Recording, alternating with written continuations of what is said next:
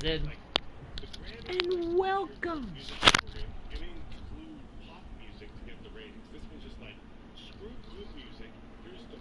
Hello, everybody, and welcome to the Ye Old Miller Gaming Channel. I am, of course, Doug Miller, aka Ye Old Miller, and today we're going to try this again. I made some mistakes in my last one, and I accidentally left music on here. I changed that since then. It's just going to be the sound of my sweet, sweet voice, and whatever I'm listening on here that's not music. There will be no music on here. I hope you're all having a good day and having the best of days as well. Today we are playing NHL 17. Right here on the PS4, and we're going to rebuild a team.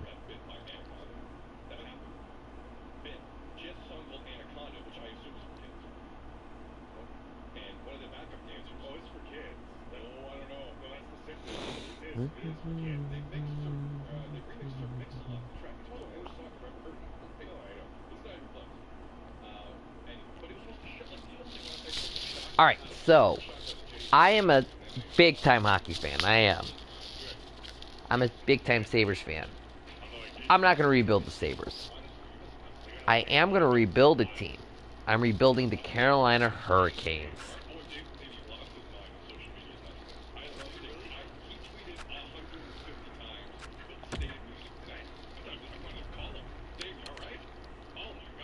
I am going to relocate this team, though. It's true. Because we want to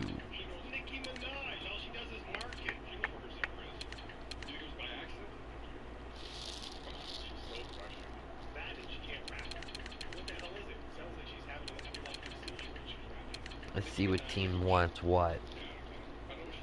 Miami wants us. Markham wants us. Las Vegas does not want us. They are not interested in us. We are losers in their eyes. Kansas City, they're devoted. Indianapolis may want us. Pretty much every team not named. Las Vegas, Binghamton, Brigham. I'm not bringing the team to Brigham. Is Seattle?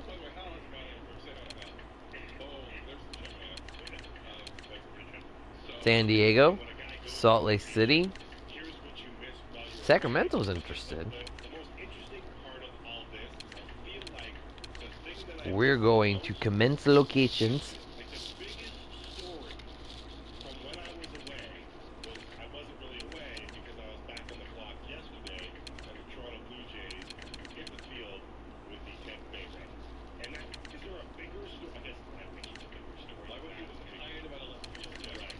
I think that's a pretty fair deal.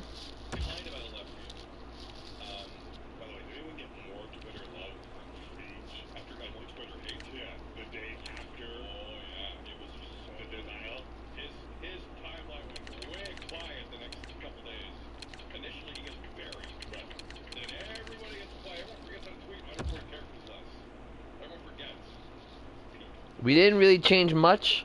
I think this is a pretty good deal. 65% of the city will finance our stadium. We have a 23-year lease.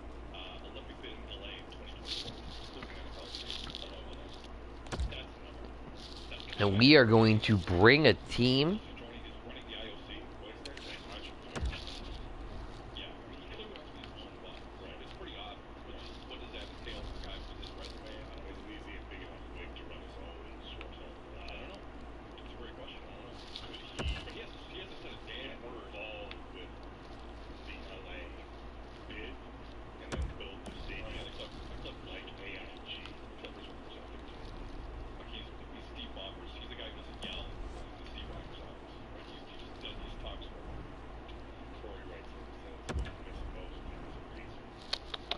And I think we're going to bring back an old-fashioned team.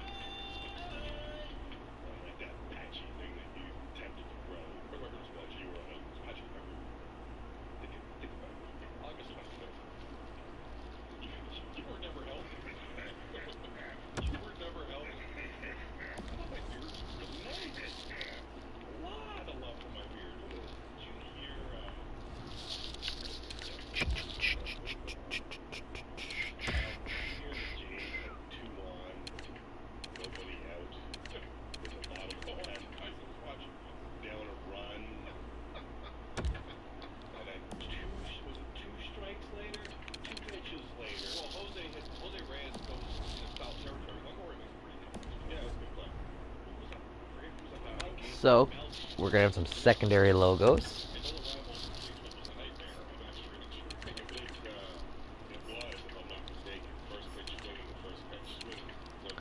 Of course, if you like what you're seeing here, you can always subscribe.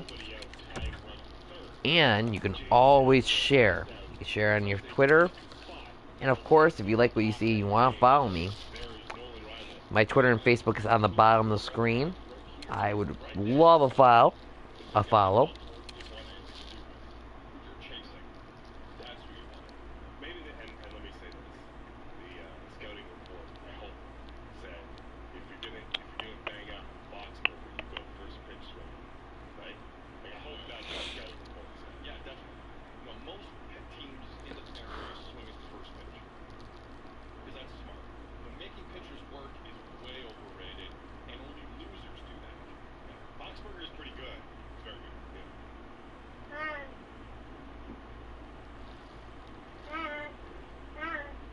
Huh.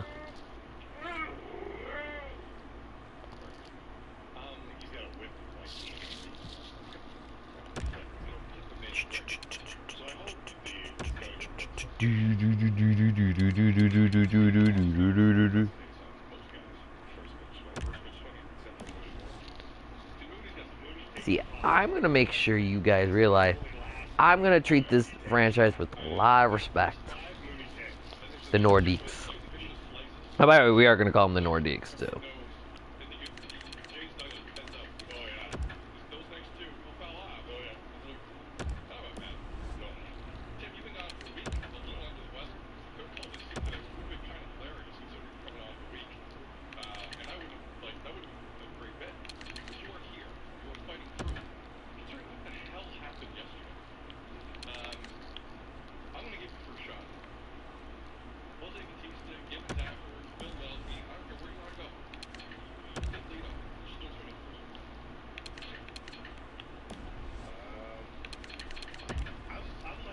We're going to change this.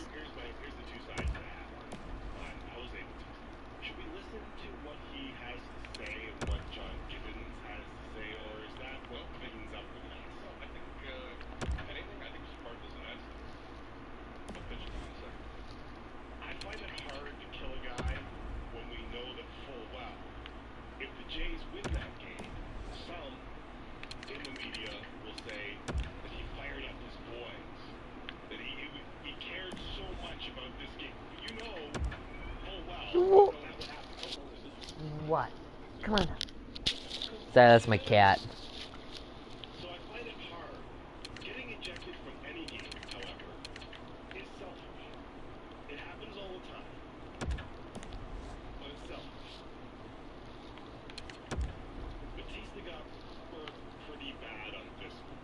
Like, when you consider what happened after, like, I don't care. The exchange between Batista and home plate umpire Bill Lockey was interesting because some thought that Lockey gave him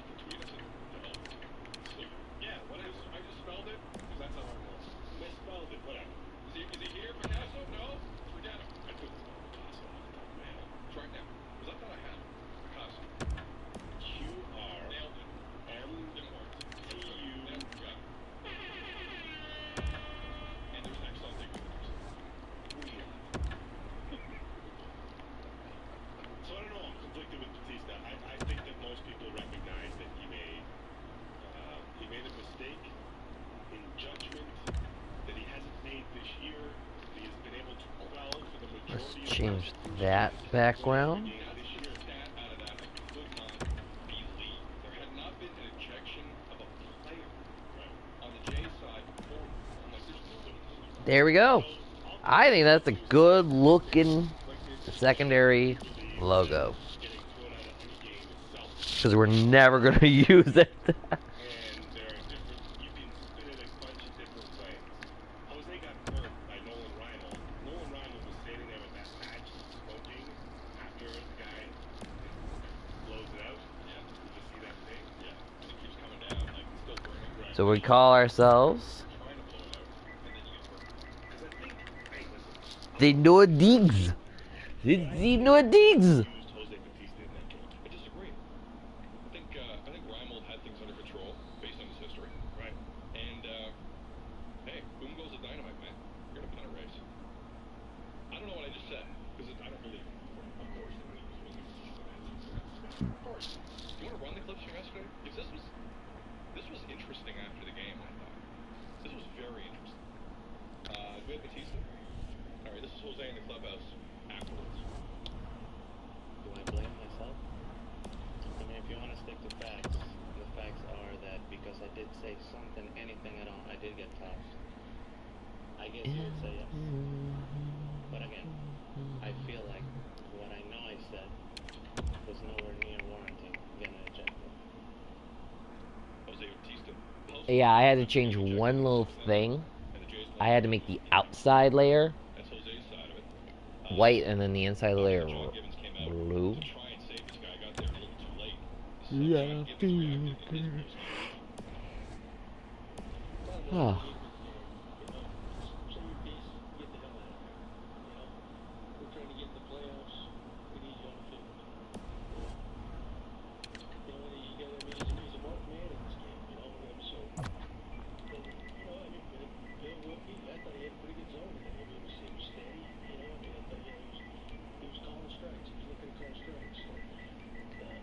Nordiques.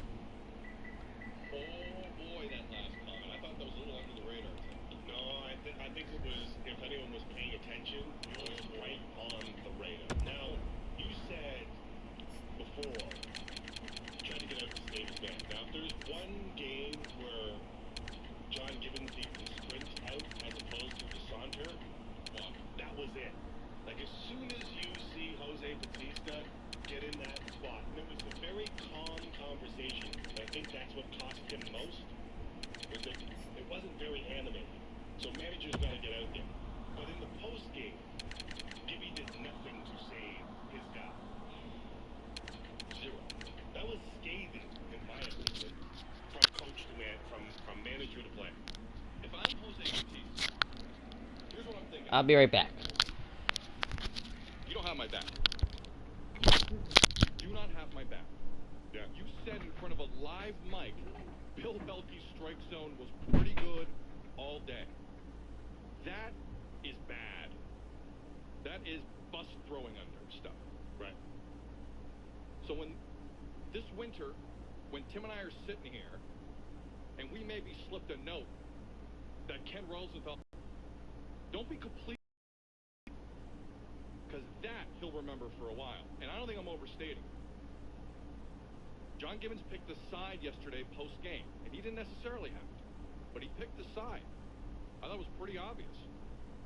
And I'm very surprised he went down that road. Do you think that in the end, and I don't even know if you would, if you're Jose Batista, watch those pitches over again. Do you think in the end Jose Batista may have ended up agreeing with what John Gibbons said? Pitch Track said both disputed pitches were strikes. Pitch FX said they were both balls. So that's how close they were to being balls and strikes that he was arguing. By the way, the Pitch FX guys are also the Cold FX guys. Did you know that? I should have got. They're in two different types of things, but they're pretty effective most of the time. I should have caught up with those guys. Yeah, it's like the Tim Hortons Burger King thing. It's business. Shut up, Mike Epple. Business, Mike Epple. Business. We'll find out today, Tim. I'm sure people are going to want to talk to him at BP. Jays and Red Sox, by the way, tonight. Jays 5.5 out of a wild card. We'll find out today. I have a feeling Jose Batista's as pissed today as he was yesterday. based on Gibbons' comments, based on some of the stats you just threw out, although it's not completely a consensus whether or not analytics said the pitch was low, but 2 out of 3 websites, 2 out of 3 dentists confirmed they thought the pitch was low. Or 1 out of 2. 1 out of 2. You said two websites said it was low, but something FX said it was. Pitch Track said both were strikes. Pitch FX said both were balls. You said both pitches. Like I said, 1 out of 2 dentists think the pitch was a strike. All right, just get on with gripping. I'm just gonna. Okay. But you know what, though? I think this Gibbons thing could become bigger. I believe that. I'm amazed Gibbons said that in the presser.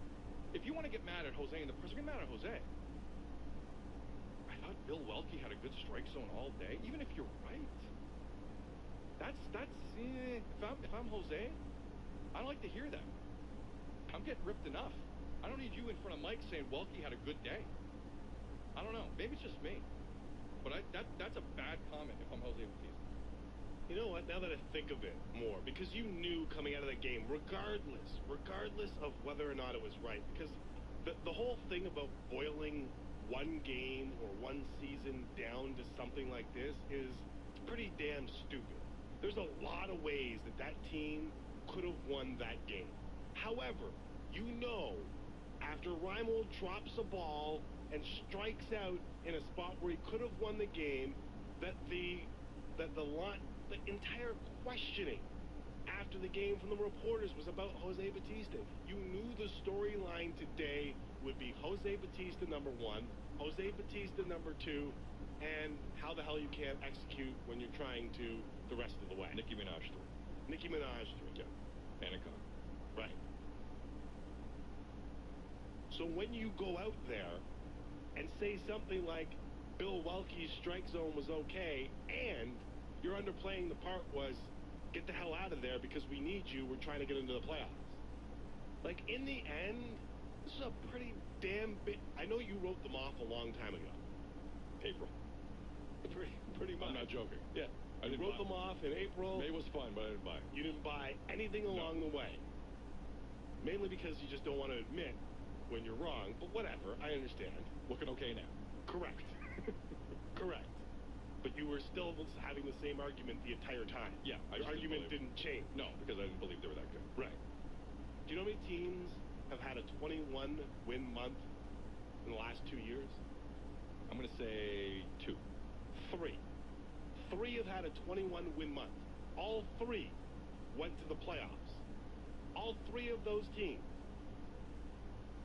The Rays last year, the Dodgers last year, and the Tribe last year. Tribe did it in September to get into the postseason.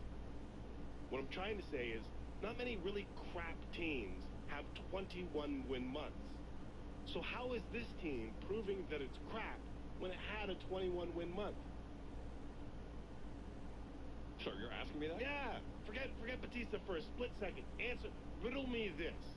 If this team is so crap, how the bleep did they become one of 4 teams in 2 years to win 21 games in a month? Because everything went right. They had a month that was perfect. All 3. Right. It was perfect. Right. And I'm sure other teams have had everything go right and not won 21 games. Correct. Only good teams, according to this statistic, win 21 games in a month. At least playoff teams. Playoff teams do. Right. But 162 games will even a lot of things out, right? That's the issue. No, but people are saying right now, you take away May, and this team's garbage. No, you can't take away May. But you are. I've never taken You away May. are. You're saying. You can have May and frame it and put it in the den. You're saying keep May. Everything went right. That explains May. Well, no, it doesn't. Because no team that has won 21 games in a month, and I'll go back further. I just didn't have the time earlier today to go back further than 2 years. I'll go back. I want to see how many teams won 21 games and didn't make the playoffs. I don't think that happens. I'm sure it's very few. I don't think that happens. We're in the middle of a special moment here with this club. 4 of them have done it in 2 years. The previous 3 all made the playoffs. So what you're telling me is that's a complete aberration. Yeah. How? Okay, well, let me ask you. It doesn't happen. Let me ask you. 21 win games, 21 win months don't happen if you're a crap team. They don't. Let me phrase it. They don't. It's proof. If the highest payroll in the history of the organization, coming off a 20-win month, misses the playoffs, are you saying to me that's a good team? Is that what you're saying? Say that again. If the highest payroll in the team's history has a 20-win month, 21 to be specific, and misses the playoffs by what could be 7 or 8 games. Correct, by the end of this. Are you saying that's a good team? No, I'm saying something is wrong with this team. Oh, I see. Something's going on inside. But they're not a crap team. You think the chemistry's not good? Maybe. How about the execution? Well, the execution. How about baseball fundamentals? Well, that was last year's. How about defense? How about a lot of things? How about this? If you were to, and I know we're getting off Jose Bautista, and everyone wants us to get on Jose Bautista. Jose has no problem with that.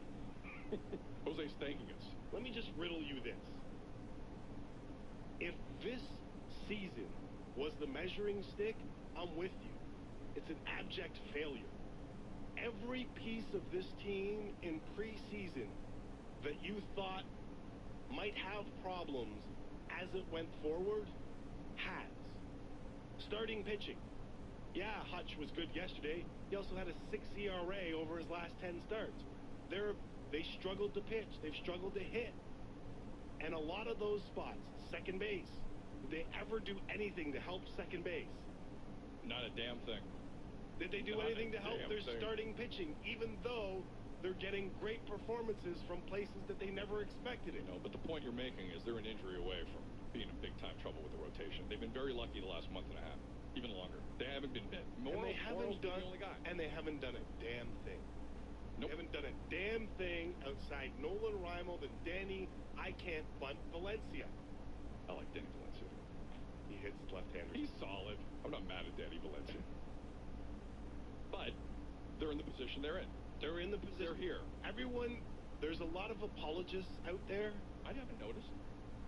There's a lot of Blue Jays apologists out there who, anytime you say anything negative about this team, jump to their defense.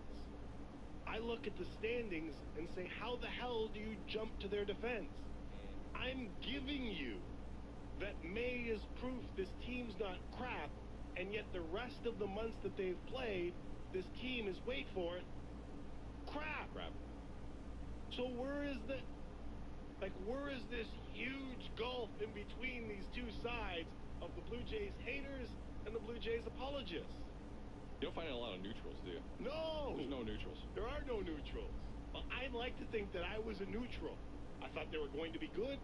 I thought May was proof that they're... I don't think they were a 700 team. Well, anyone smart enough to know it's not sustainable. Right. You never said that. No one said that. At no point did you say that. But 21 win months are supposed to be proof that you're okay.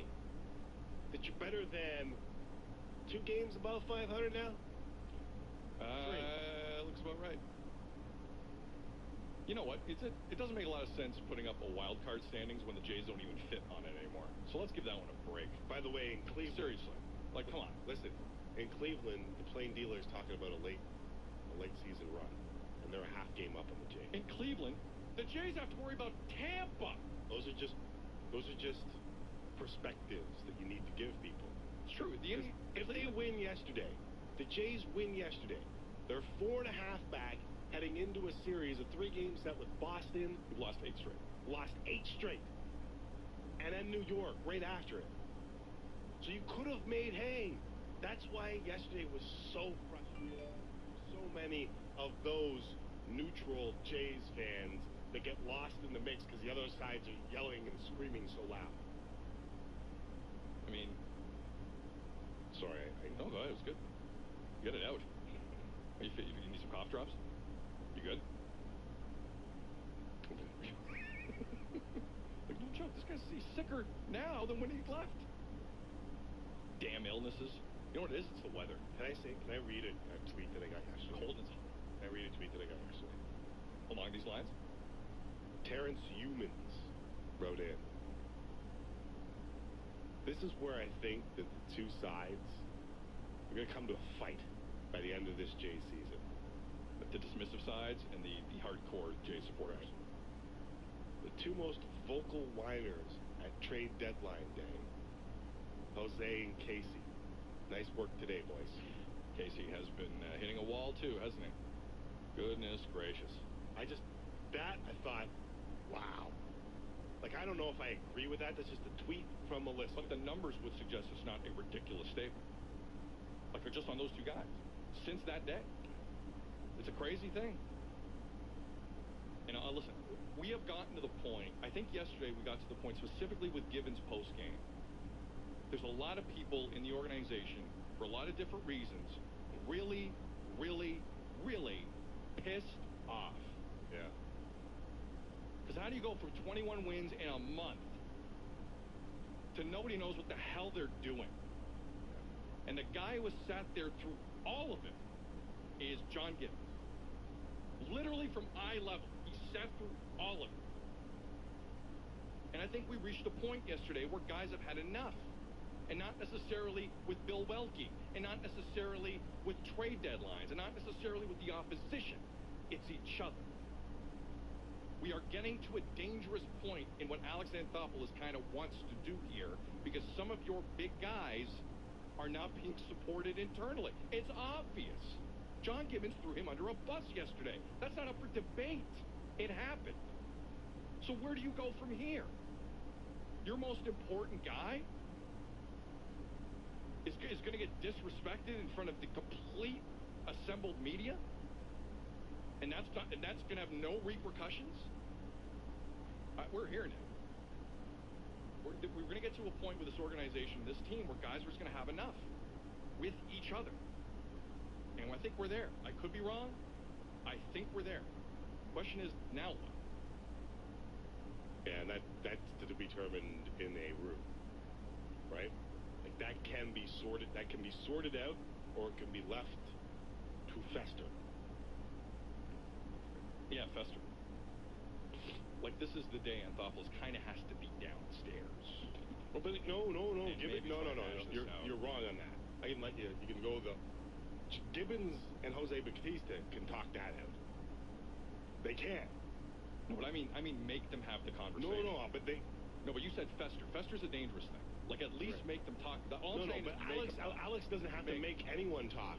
John Gibbons can walk down the hall right after he says that and says, listen, I didn't shy away from what happened there. I'm pissed at you. Yeah. That could have happened right after. You don't know that. But that could have happened. Yeah, we don't know if that happened anyway. Right. Like, that conversation happens, and that's why John Gibbons is so free and easy in front of microphones. Correct. Could have happened. What if it didn't? And Tim, I covered a Ryder Cup where Hal Sutton got his clock cleaned on the first day by the Europeans. Yeah. Hal Sutton could barely read. And Bernard Longer was up like 8-1 after the first day. Mickelson lost both matches. He says Mickelson's not golfing on Saturday.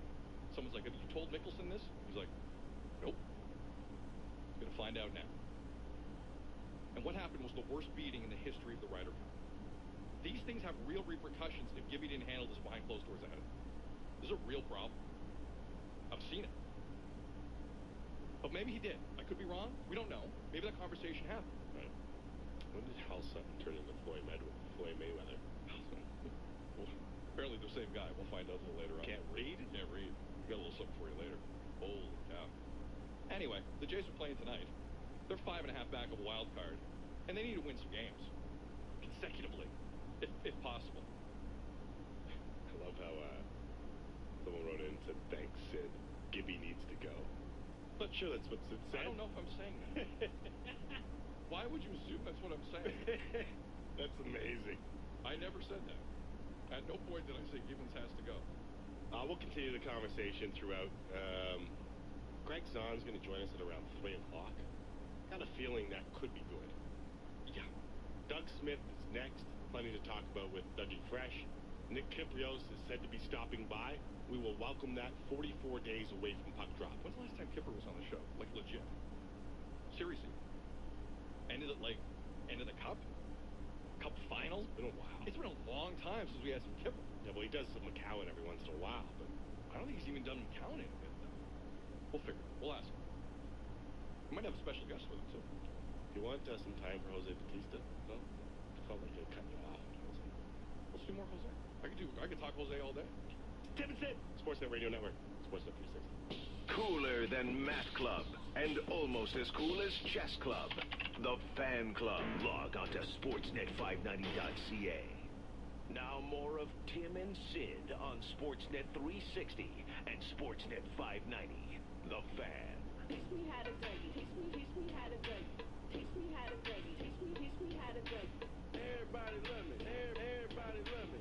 Everybody love me. You ain't messing with my Dougie.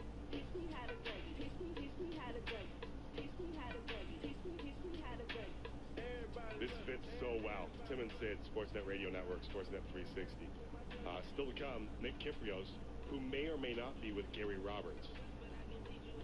Greg's on 3 o'clock. I think his appointment listening.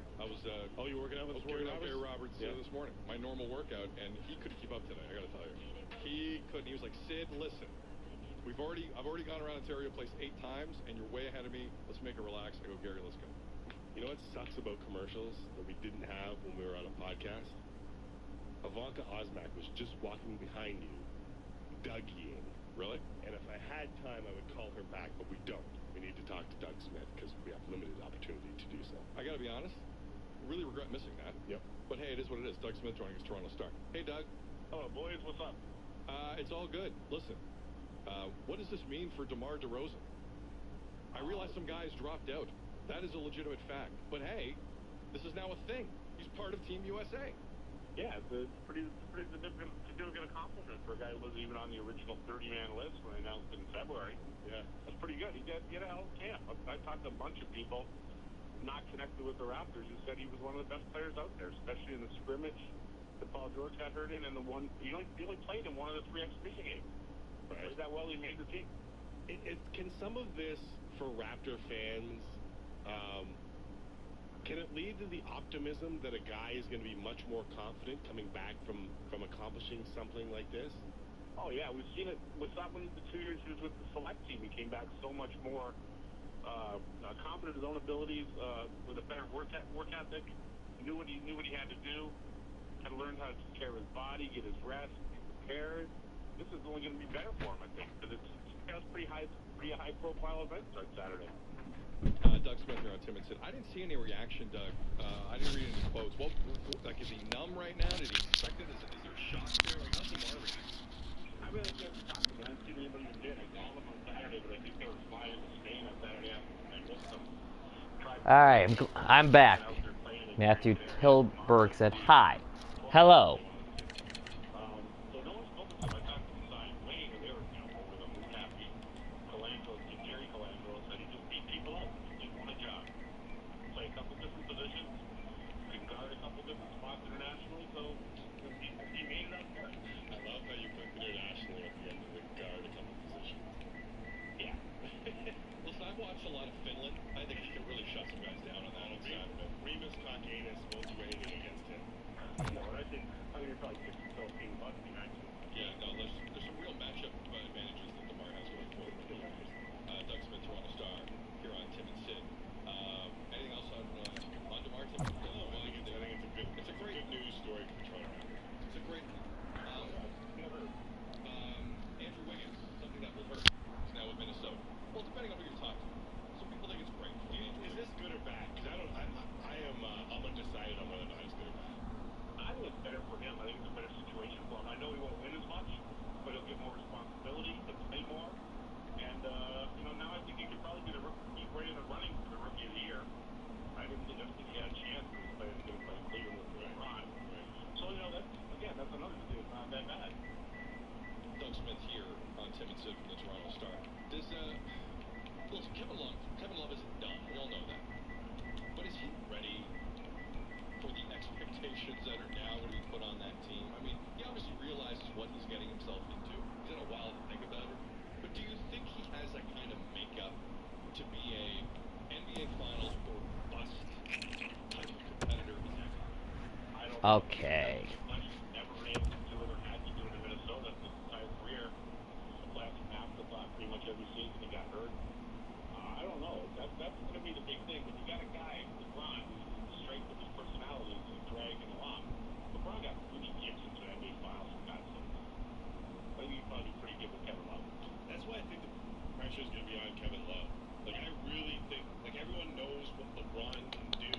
get some support. And I think that if it doesn't work, it's going to be Kevin Love that takes the heat because it's not going to be LeBron James anymore. I think it might become Kyrie Irving. Oh, yeah, that's right, too. Yeah. And I'm not the biggest Kyrie Irving fan in the history of basketball season. So I think it's probably more him than Love. It's got to make that thing work because for players' career, I don't think Kyrie Irving ever made anybody around him better. He doesn't have to with LeBron. He's got to step up and play. And I don't know whether he can. Hey, listen, before we let you go, I got one more question. I think this whole $30 million facility, the C&E grounds, and I'm starting to read a little bit about it. 2 courts in a 68,000 square foot building. This isn't to help basketball grow in the city. It's a business move, right? It's a business. Yeah, it's pretty much a business move. They're gonna the courts will be Canada basketball will get more court time out of it. Community groups will get more court time out of it. The Ontario Basketball Association can run its tournaments out of there. There's a lot of community use for the court, and the Raptors aren't working obviously. It's a lot better than it is where it's at the Canada Center now. So that's a business, but they're not gonna make any money off it. They're not renting it. They've got to give the court time to these groups as part of the agreement. Right. They're not. This is not a money-based proposition for major league sports at any level. So there's not going to be a mall in there. No, it's not going to be malls. It's not going to be like a real sports too. It's not going to be a Electric bar or Boogaloo. Right. Yeah. It's going to be a nice meeting room where we can get our work done. It's going to be a second real sports called Wheeler Sports. Where the Wings have more attitude. Maybe even time sports. All right, okay, good. Because when I read 68,000 square feet, I was a little perturbed. I was a little worried here that there might be more to it. Doug, you always appreciate you joining us. I got to talk to you later on. There is Doug Smith. Like I said, we were up against it. We can't get him on to Osmac in here to teach us how to drag it. But maybe we can convince him. Kip Rios, we're hoping next some NHL talk. The NFL is set to kick off next week, and Greg's on. It should be interesting. This is Tim and Sino, Sportsnet Radio Network, Sportsnet 360. The Fan on demand.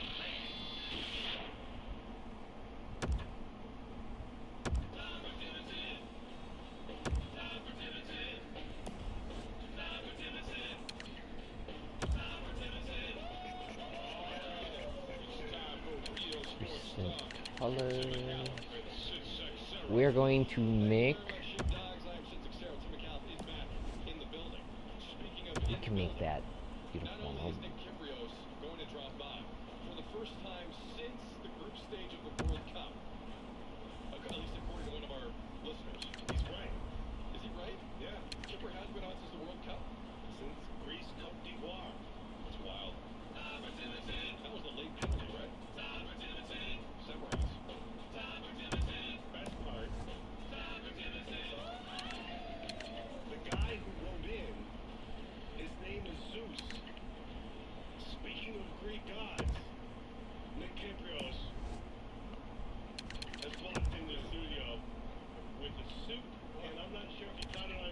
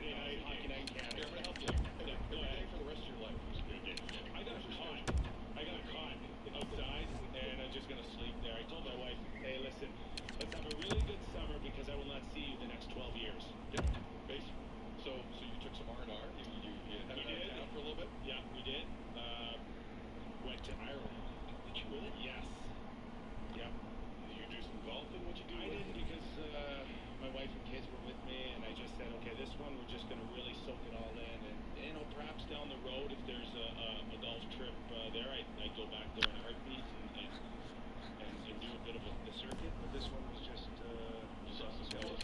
Where in the old country did you go? Dublin, and then we headed down southwest. Right. So it was awesome. But like I said, the Blarney Wall, we kissed this Blarney Wall. So what happens when you kiss the Blarney Wall? They say then you start getting the gift of the gab. Well, sort of your skin that a little bit. That is exactly what I needed. It actually turned into a work trip. Yes. Write it off. The gift of filler. A filler. Somebody promised me something else when I get there.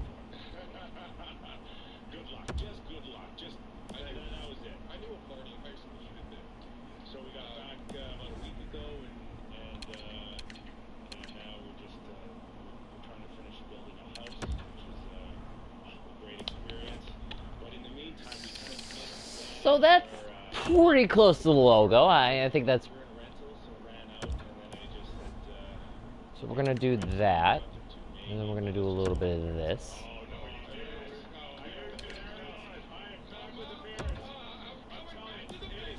full circle, man.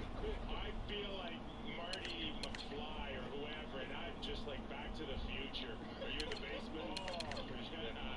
Yeah, mom and dad. October today. I sat in the backyard while she made me an omelet today. I may not leave. That's amazing. I may not leave.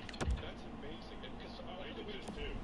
Yeah, you went. I did the exact same. I did it. There we go. That's probably the closest I can get to it. Finished when they say they're going to finish, and I was in my old man's basement for about a month. Not good. Not good. But it happens. I was talking to a guy from Scotland, and I explained that this thing that goes on in Southern Ontario. I don't know if it's just Southern Ontario, but like your European background, they will allow you. They will allow you to stay. He's like, what's that like? It's just a thing you have. Hey, who else got Gary Roberts here? I told him he was in the neighborhood. I told him to drop by. Rob,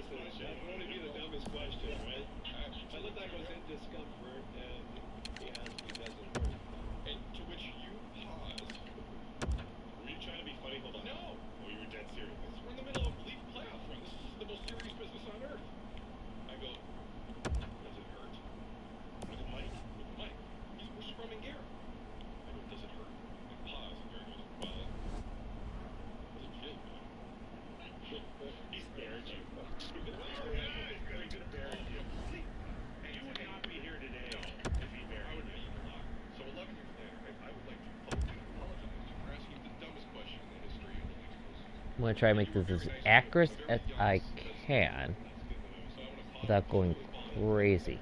What was the dumbest thing I've ever done? I'll ask you a second dumbest question. How much did it really hurt? I can't remember. Most of us hockey players, I can't remember. I remember getting served an omelet by my mom this morning. That's about it. That's all I remember. Do you remember the stupidest question ever asked of you? Can you think of a question where you were just like, I would love to jersey this thing. I wish you were the jersey over the top of this reporter's head? No. I bet a guy by the name of. Wait, hold on. This conversation we had, I've been a guy by the name of is how he started. Oh, no, you've been a guy. I bet a guy, and then Tommy McPhee. You remember Tommy McPhee, of course. He's the best. Got his media scrum when he started. He was basically was a vampire in the Christian veins. He's called me Count Kiprios. And then a reporter came out and called me. He started the whole interview calling me Count the Count. And I'm like, up to what? Exactly. That was quite an episode. Tommy McPhee's the best. But like I had those moments. A lot of reporters have those moments where like we're covering a team at nauseam. You guys you're taking over the city, so there's 9 TV cameras there for everything. At some point you have to be done. Yeah, that was the worst assignment. I used to be when I was at the score. Elliot Friedman would get all the prime cuts, and then I would cover everything that he wasn't covering for about a 6-month span. What that meant was the off day in the playoffs. And the off day is like there's like 4 guys there, and no one wants to cover. It was the worst gig ever. You had to come up with a story for this offense. It was always the second day of the worst story. It's not boring as hell. Nick Lindros, Gary Robertson's studio. So Ross, how's the summer been going? You still got Stammer, 4 days left. How's Stamkos doing? Let me ask you something. We're in Alaska in prep week. Wednesday in college. We've been today to on ice, off ice, treatment. So they're on the ice every day now? Every day, 5 days this week. So every day I have a different schedule, but sometimes I'm on ice, off ice every day, and treatment. Give us a bit of a lineup there. How many guys you got out there and who are the big names? And there you go. Those are the alternative jerseys for your Quebec Nordiques. That's actually not that bad. I'm actually looking at an old photo right now, and I actually got it pretty good. I'm actually quite proud of myself. And how's Stamkos doing? Because I've had a major reconstruction on the knee, and we've all banged up our shoulders here, and you're never truly the same. But in saying that, what have you seen from Stamkos? And He's had a minor setback with his leg, obviously, but he did have the screw removed a few weeks ago. That was irritating a little bit. After running an 11-second 100-meter run, he found his bum a little bit. He let the screw take it out. 11 seconds. So he's 11. honestly, he was running. Is that not world? Like, you know, When you're in the 10, When you're a you're hockey in player and you're running and that's 11? in 11-something. You're not that far off from the big Last boys. 100, yeah, exactly. So he's, I mean, obviously he's in great shape. He pushes everybody in the program. It just seems like when he's around, the pace picks up. And he's a true pro, and he's done it at a young age. And for me, I just hope that he can get to 100%. He's obviously he will, but it's taking a little more time than I would have hoped. But for the most part, guys are all healthy. We've got 4 days left, and then those guys start leaving for their cities, and I get a break. I was trying to quantify this in different sports about how much it can help what you do now. You've been around hockey for how much better condition are the guys in now than they were, say, 20 years ago? Well, I think it's changed. Like I would always say, I mean, I went to the Calgary Flames in 1984, drafted, and I failed every fitness test in 1984 in Calgary. Yeah, every test they could have done. Even the run, I thought I would win.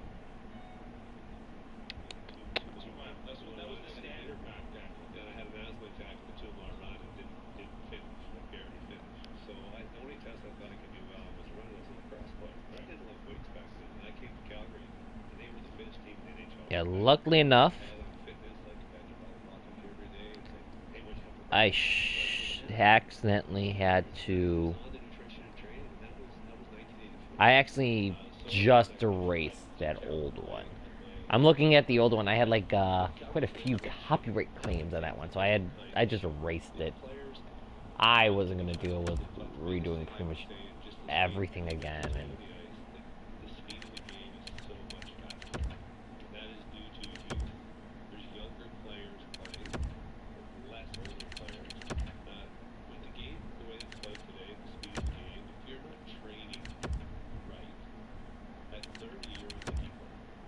Right. It used to be 35. You're in the heat line. But now at 35 years, if you're not training in your 20s, you're not doing all the things in the summer to stay healthy and become the best player you can be. There's no doubt that the fans are seeing a faster, quicker game. They're the beneficiaries of all this training, right? It's an exciting, fast game. But in saying that, Rob, isn't there also the risk reward that because these guys are almost like a guitar string, a tight guitar string, that at any point, I mean, they're going to break down. And does that put the emphasis now more than ever on maintenance 24/7 for these guys? Well, you cannot do compared to you throw a logo on there. So today we had a whole treatment schedule. We have 4 chiropractors up there and massage therapists up there. Guys are training. If you don't do the treatment, eventually you're going to run into some problems. You're always going to run into problems. Like, no one goes without being injured. I actually like this uniform, We try to do prehab and we get some cues on there for Quebec. How far does that go? 'Cause I was reading about NFL. Whoever's watching, thank you for watching. I hope you are enjoying this. We are rebuilding the Carolina Hurricanes just in time to move them straight out of here and move them to Quebec next season. Because I'm a horrible person like that. But we're just redoing these uniforms right now. have like 4-man ice tubs, cold baths, right? They go from the hot tub, which is a 6-man hot tub, to the 4-man cold tub right inside. So it's serious degrees. The cold tub usually is kept around 48 to 52 degrees, depending on there, to help recover. So you finish the practice or the game, and then you get the cold tub. And it helps inflammation, it helps recovery. Players are doing everything they can today. It's not that they didn't before, but with Let's try actually more information, more knowledge. doing this. The players are able to do everything they can to recover and give themselves, and that's really what it comes down to. It comes down to recovery. Can you recover every day in order to go back out there and play at the speed at which the game is played today? Gary Roberts and it could be here in the studio. It's kind of cool. Actually, we'll do Gary, red. you guys say, okay, Gary, I'm coming. We'll do this. And they leave after the first one. Sure, no, I see guys like talk a big game. No, I wouldn't even show. I don't have the balls to show up. But I mean, guys who are more like, you know what, I'm in this league for years. I can handle, you know, it's like Stu Hart's wrestling basement. You know, like I can handle that. You know, they just run away screaming. Well, the commitment, it's definitely a commitment. You're going to join them. I think that looks kind of terrible, actually. Let's make that red. Saturday, and if you're part of the Fat Club during the summer, then you work out Saturday mornings also. And it's a commitment to a lifestyle. And I talk more about, being more of a lifestyle coach now than a strength coach. And if you've got to live the lifestyle to be a true pro, and it starts with your choices away from the gym, right? You're at the gym for an hour and a half, 2 hours a day. What do you do the other 22 hours a day to make you the best you can be? My son turned 15 now, and he's playing AA hockey. It's not that I think he's going to be an NHL player or he's going to make millions or there is no strategy there. I put him in Oh, no, we're going to make that red still. style basis just to see what it is that these guys do, just to try to understand that your body I sometimes your mind, and he's sharp. I mean, he's a smart kid, proactively, but I mean, you got to start now matching the physical aspect of your body with your mind. It's lifestyle. It's nothing else. But that's what being a real pro is. And that's what we're trying to teach these guys, right? So it's like, listen, after the game, Here's the point, though. You don't have to be a real pro to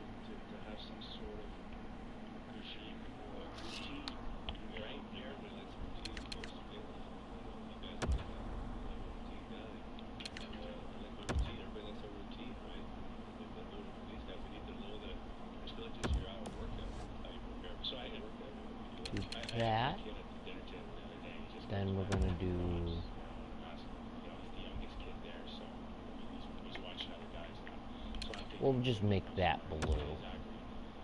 We'll just do everything. Let's just leave that white. It actually doesn't look that bad. Yeah, that looks better. That looks a lot better. We'll change the jersey color. These numbers now. The liter is 1,000 milliliters. That's not fair. That's not fair. Can I say that? You just got tagged. I grew up in a hockey family. I wasn't part of it, but the rest of my family was a hockey family. And that's where I noticed the biggest difference. I walk around these rinks now and I see these kids, and they're there an hour and a half before, and they're stretching, and they all look like they've done some sort of weight regimen, or they've even stepped on the ice. And you're saying you were drafted and you were going to Calgary. You've never been to the weight already.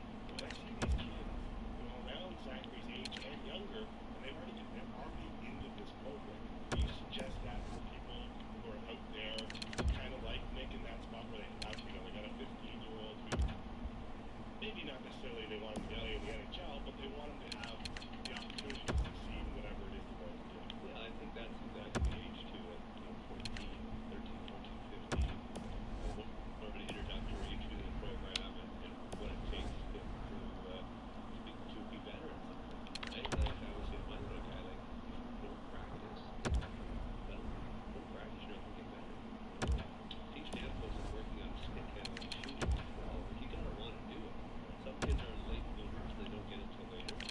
But to introduce them to a program where they're learning about lifestyle, I think is the most important thing you can do for your kid at that age. And here it is. It's not black and white. I tell the parents, and for all the parents listening out there, no one knows your kid better than you.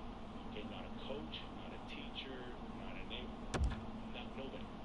Therefore, you're his best gauge on how much is enough or how much is too much, and can't get enough, right? And they're pulling you to either the rink or the shooting clinics or whatever, the training, they're just pulling you. And then there's others that say, no, that's too much. And if it is, you gotta Okay, we're gonna turn that on.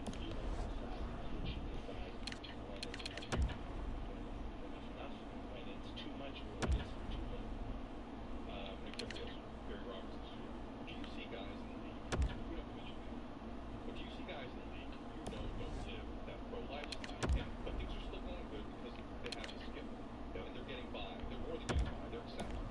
But in your mind, you're like, that guy hits it. Get better. Yeah, like a guy who just signed a 9-year contract. Right? Or the guys in the league who see and you go, this guy there. For sure. I don't think there's any doubt that you can see it. It's easy to see. You look at consistency. We all wish we were skilled in our 20s and not want to have to work out and play the game and whatnot. There's a lot of guys that can still do that. And all the power to them if they can do it, do as well as they can. But eventually, it comes down to how you live your life will determine how long you work. Right? And I'm not saying you can't go and have a good time and have a few beers. That's I do that. But it's how often do you do it, and are you taking response, right? You have 3 games in 4 nights, and you're out till 2 in the morning having beers. Right. Eventually, that's going to catch up to you. With the speed of the game. And we've got some prime examples of that, but we just can't tell you. Yeah, but the bottom line is you bottom of the water, too, don't worry. Yeah, but it's that's why I say for me it's more lifestyle. I'm not saying you can't cheat. I cheat, but you know what I mean. You got to live your life, but you've got to manage your life. You got to manage your And habits. basically, it looks just like the Edmonton Oilers. Guys is over. Like I played over 20 years, and I miss it every day. Really wish that they came up with a legal drug that I could take to continue playing. I would continue to play if I could. So enjoy it. For sure enjoy it, but respect the Ugh, opportunity. Try to play. Jesus. For both of you from the outside looking in, it looks like the players now have more commitment than they've ever had. Is that true? Is it, I mean, you know what it is? Right? Well, I think it's just, yeah, it is. It's the acknowledgement of the business side. And say what you will, everybody loves the game because they love the game. But you also look at it as, you're an independent WTF. you go out there, you provide a service, you get paid. You're a brand, and they know that they're brands.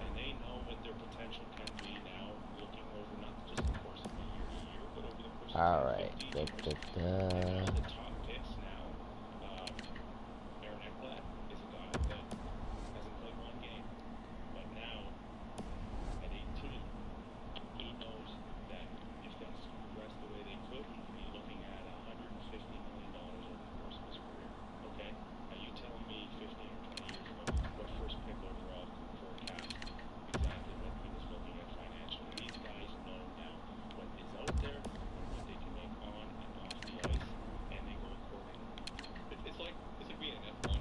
If you know you have a great car right now, if you take care of that vehicle and keep it in proper shape, the results will continue to come. But you gotta be on it. Like, it just can't happen. You can't let the car deteriorate. And I think that's kind of going with what you're saying in terms of that. Sorry. And there's a price to pay for not doing it, and that goes to Gary's point about picking your spots. Pick your spot. Indicated it's a progression, and the biggest thing I do is take Gary. Like I said, we gave him like it's 3 years now we've had him, and it's just a slow progression with his mitigation and giving him every opportunity to be as healthy as he can and as good as he can. And you look at that player, and with my eyes, that guy's going to be the next Dan Roosevelt. He is 100%. That age puts it all together. Most of us didn't do that till we were 30. We're almost 30 now. Okay, now we gotta do the away jersey. To stay in the league. But these young guys are figuring it out at 16, 17, 18 years old. And if they build that foundation, which is skill that they already have, live with them. So good. I gotta ask you guys a question before we let you go. We're gonna let you go in 2 minutes. No, we got more than that. I Oh, so I have one more question. Hold on. You guys keep it going, but I want to add this. You called me out on your ice challenge. Eh? What did you do? Yeah, so I got called out by my friends in High Valley, country man. Yeah. And I, ALS. and they ALS Ice Bucket Challenge, and I accepted their challenge, and they said, and Gary Roberts, he can handle it, right?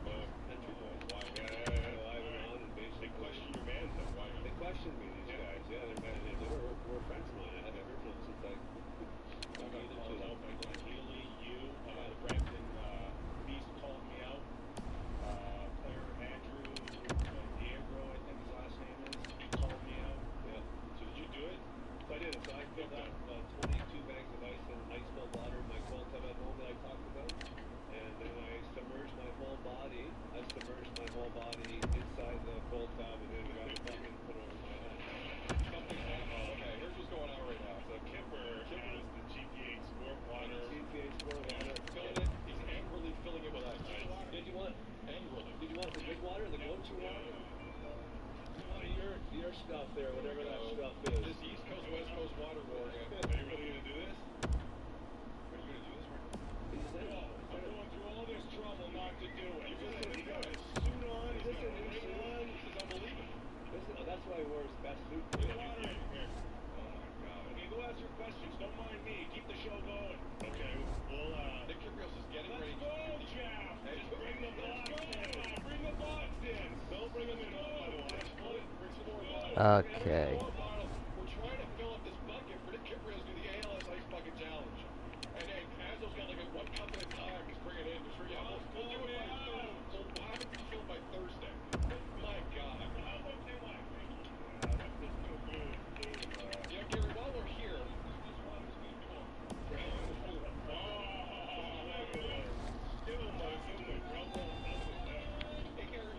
Okay.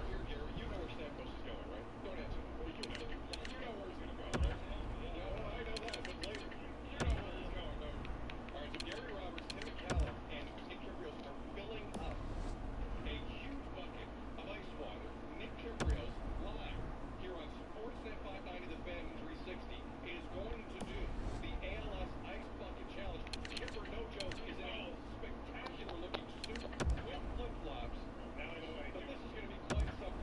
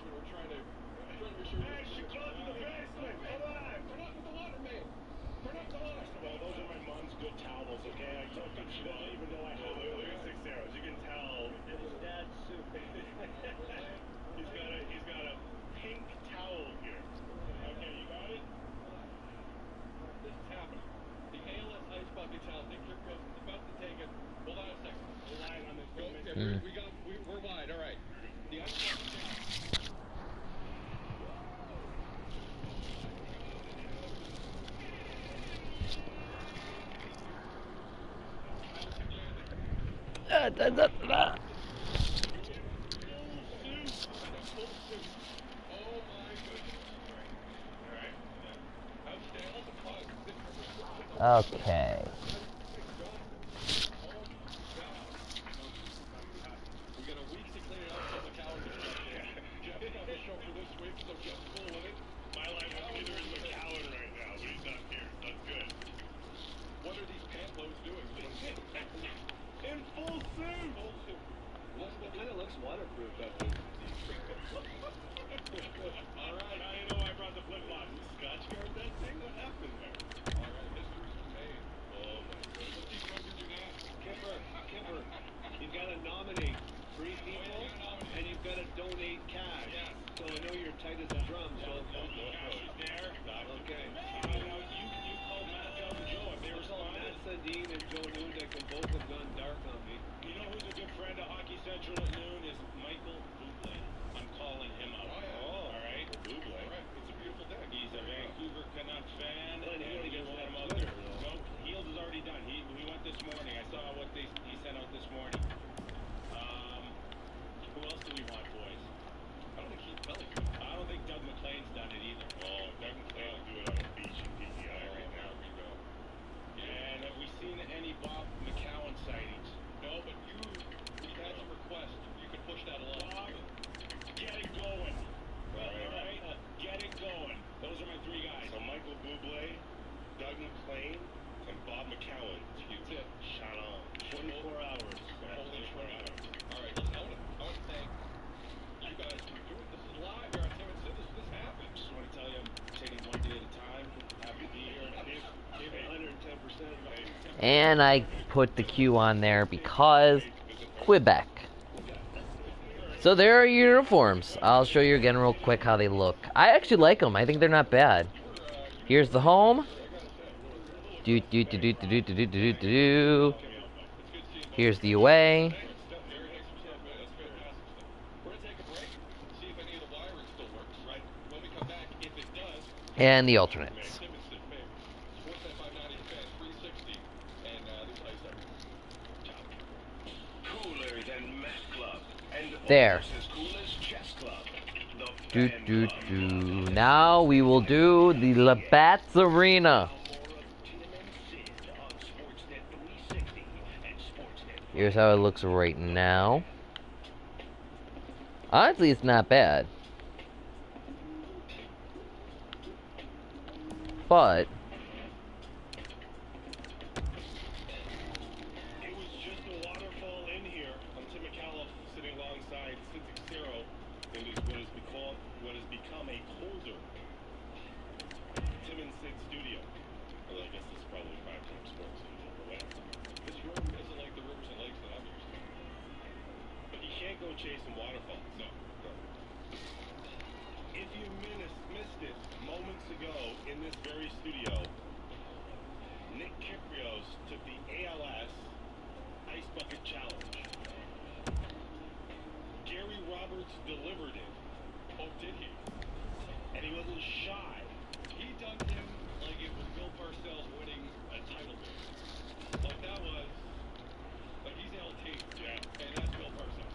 we'll make And we did a job in the commercial break. If you think that our job is glamorous in any way, shape, or form, Kyprios, Sid, and I on our hands and knees, cleaning up ice and attempting to dry up whatever water may have seeped through the floors. Don Collins, who is the guru around here, saying, "You guys realize the wires are under the ground, right?" Oh, really? I should have done that.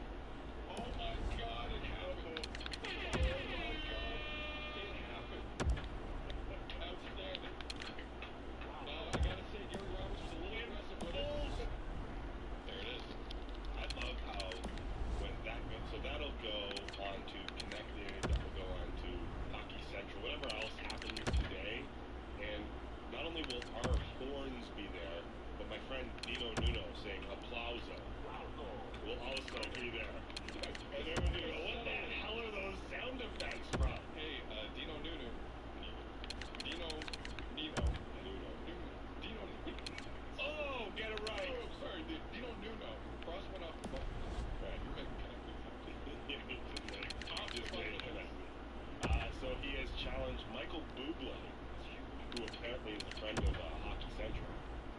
Doug McLean, who is in PEI hawking something right now, and Bob McCallum was the other shot-off laid down by our good friend Nick Kimball. Just so you know, Timmy, Bob was involved in a way with Scott Moore, President Rogers here. He dumped Scott Moore last week. So he has kind of trying to think of a way he can somehow not do it. He might claim. We're doing a white one. Right. He dumped one on one of our big-time bosses, but he hasn't done one himself. There are a few people who have challenged us, and Sid and I may be preparing a response. All may not be. I was just, Timid Citizen on Twitter told me that Don Cherry has weighed in on Jose Batista. And he's official, verified count. And while I've heard that he doesn't do it, it seems like who does it for him? Looks like Catherine Broderick is her name. One of the producers on Hockey Night in Canada. Got together, and not only did they tweet about Jose Batista, it is a 6-tweet information piece by Don Cherry on Jose Batista. All right, Tim, before you read that, I just wanted to make one point. If you disagree with me, let me know. Usually, anything that involves 6 consecutive tweets or more is never a good thing. Nothing good can come of it. Am I wrong in that? But it's like, do you think Don Cherry, I think Don Cherry just goes to Kathy Broderick, is her name, I think, and says, hey, send this out, I need to say something about Batista. Because he's a big baseball fan, Don is. But he needs a venue to get his opinion out on Jose Batista.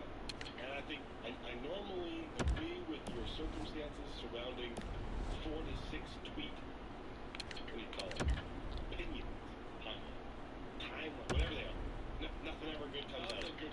What happens is some kid just sees the second one, or just the fourth one, takes it out of context, and they're lost.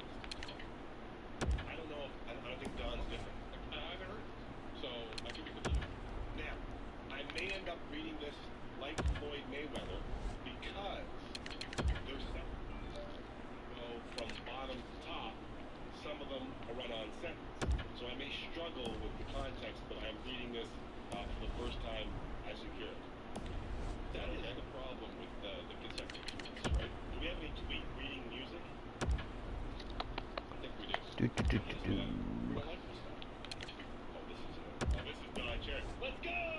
Do I have to do it in the Don Cherry voice, or can I just read them as I normally would?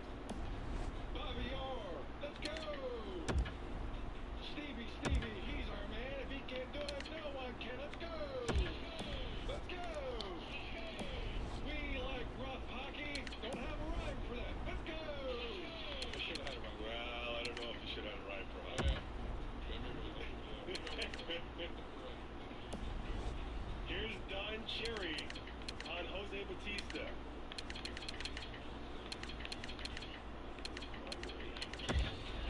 I waited for that because I figured we had to. Let's go my way.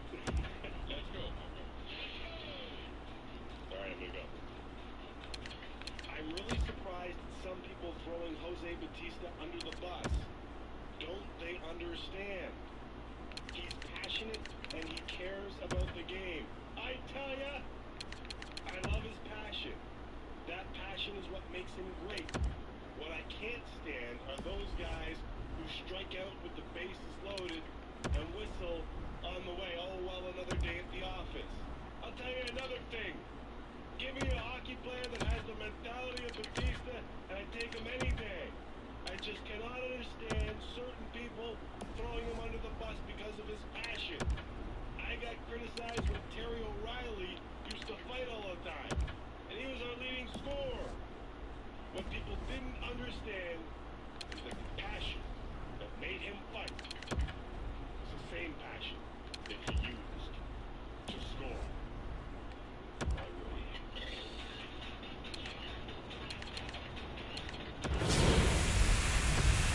Let's go! Passion.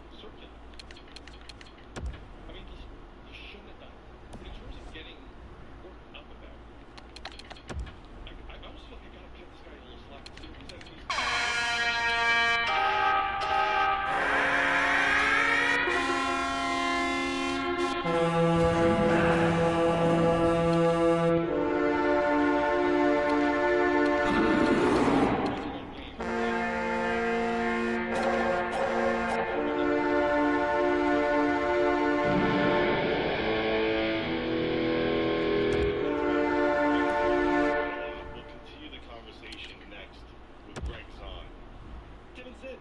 Sportsnet Radio Network. And 360.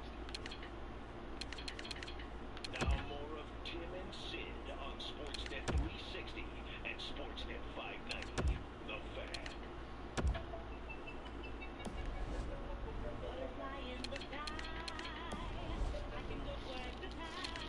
What the hell is this? Reading Rainbow. I know. Why is it on? Wow. We were talking about Floyd Mayweather. Amazing. By the way, what a fantastic theme song. Did you get a story?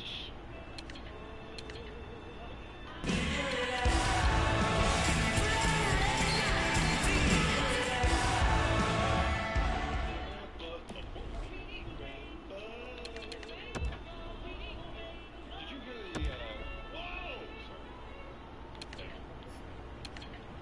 Did you hear the song High? Oh, What? I want to hear that. Put the voice in your way. You're not reading, right?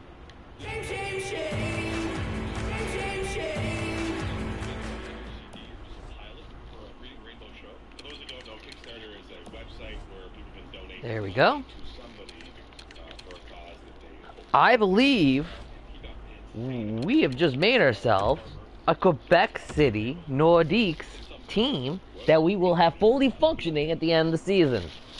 Thank God that was over. Oh my God. Holy crap, that was just, felt so long. It just felt so long. Alright, let's see where our owner's goals are. He wants us to win our regular season home opener. He wants us to get 4 picks in the first 2 rounds of the upcoming draft. Okay. Well, here's the thing I'm going to tell you about what I do with these.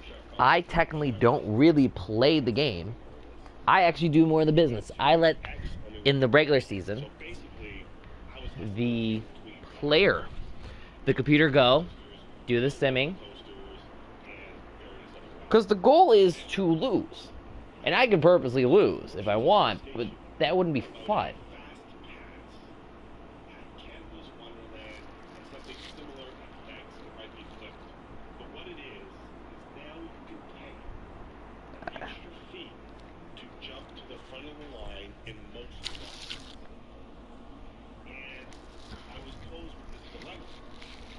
Okay. So let's just get through this preseason stuff real quick. So we can just get that and over with, done and over with, and then we'll start trading people. So let this skip through. We win 7-1. You know, in this fantasy land, we're actually not that bad. I'll show you our roster real quick. Goals have been updated. I will show you how our team actually looks. As of right now, it actually is not that bad. Round and round.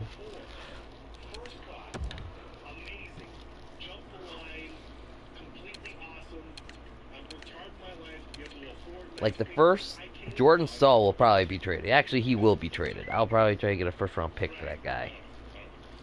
Jeff Skinner's staying. Lee Stepniak, he's probably going. Victor Rask is staying. Elias Lindrom, he's staying. Joachim Nordstrom, he's staying.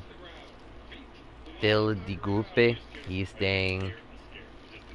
Derek Ryan, he's probably going to stay. Brian Bickle, I'm going to try to trade him, but his contract is bad. It's a bad contract.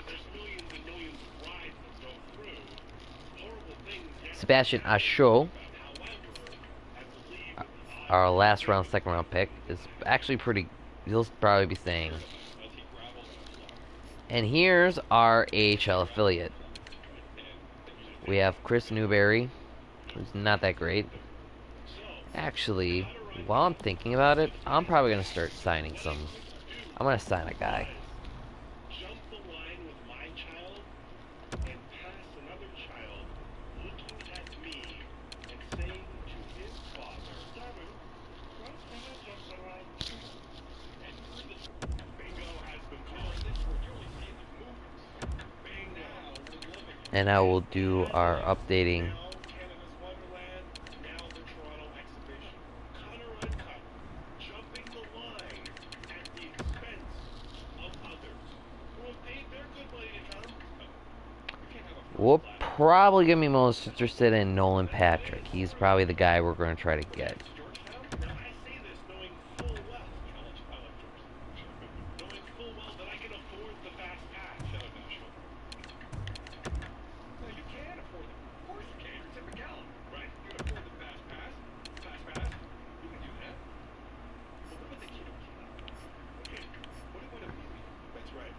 The Amelia. Okay, that's right. What about Dave Schweitzer? Right. Ben? Normal Trump. Davey Schweitzer. What about him? He's sitting right there. Huh? Him and his buddy Jose Gertson. Right. Are in line. Shout out Germany World Cup. And they can't get in. But you can get in? Why? Because you got a good agent? Shout out to Gord Kirk. Right. That's not the way this world should work. Cut. Isn't it? No. You know, Not with there's kids. No. Not with kids. Kids are involved. That's right. That's where it separates itself. What are you, some South Korean coach who joins his team at home plate and boxing kid from Philadelphia? Right. This ain't the Little League World Series, son. It's life. Cut. You did I want to sign this Chad Smith kid. Down to a 1-year deal. $50. Why, to get stuck up there and have the OPP coming out here? It's ridiculous. Roberto Fontana writes in with something interesting to take.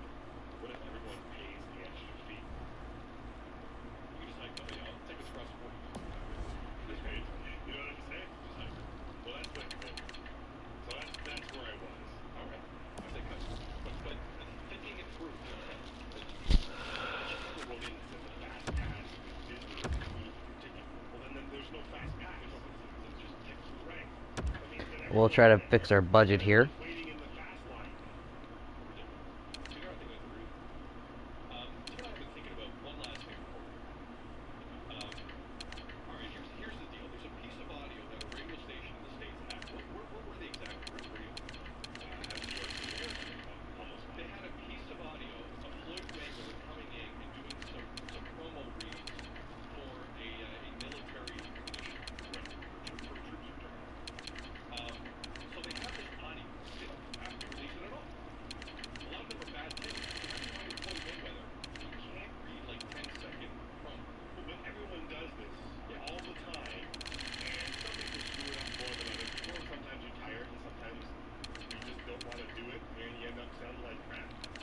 So the Breakfast Club on Power 105 It's like, it might be the most powerful hip-hop show. Alright, we actually just did not. And these guys got a hold of tape and argued themselves of whether or not they should play.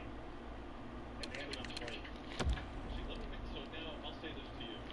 And 50 Cent Online has challenged Floyd Mayweather to read like a page of Harry Potter's books.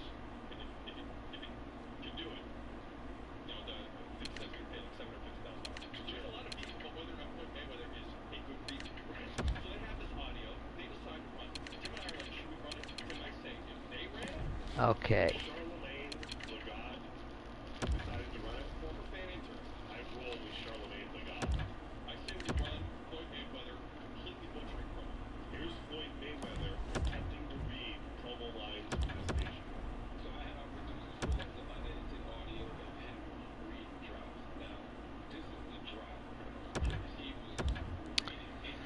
Okay. Okay, all right. So teeing it up drop. So, Colin Smith, congratulations. Welcome to the Carolina Hurricanes.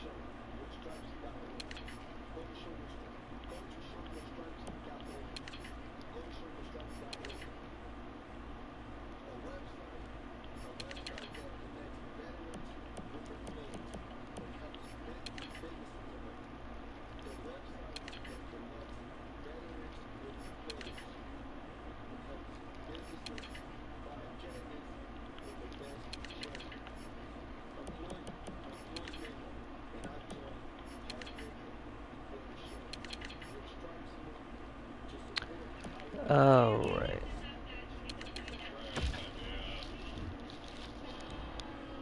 Listen, despite what we just heard, laugh all you want.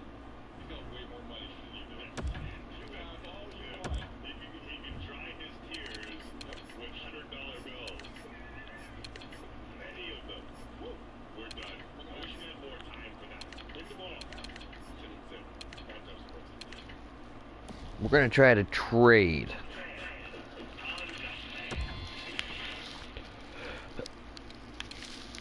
I've also realized something else.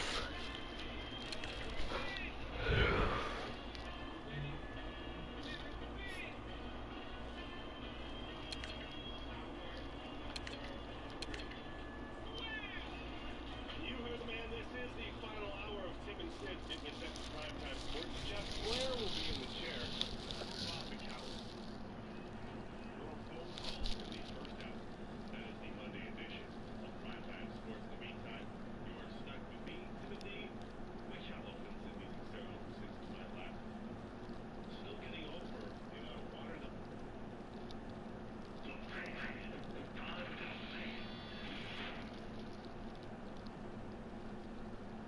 The Timberwolves lose love. The Jays lose another heartbreaker. And Jays fans are losing their patience. They have completely lost it already. They've lost their patience. I think there's some real options there at that line. I think I was being maybe a little bit being nice for losing, right? You're right. And usually I come in and I'm the defense. Lost their patience. Tim and Sid, nicely out. Alright. This team looks okay. Actually, it looks pretty decent. Wait until we get the great Chris Newberry and Derek Ryan on the team. Actually, we're probably going to trade a few minor... The thing is, we're probably going to suck. I'm sorry. I'm not going to lie. My goal is to be garbage this season. I really am.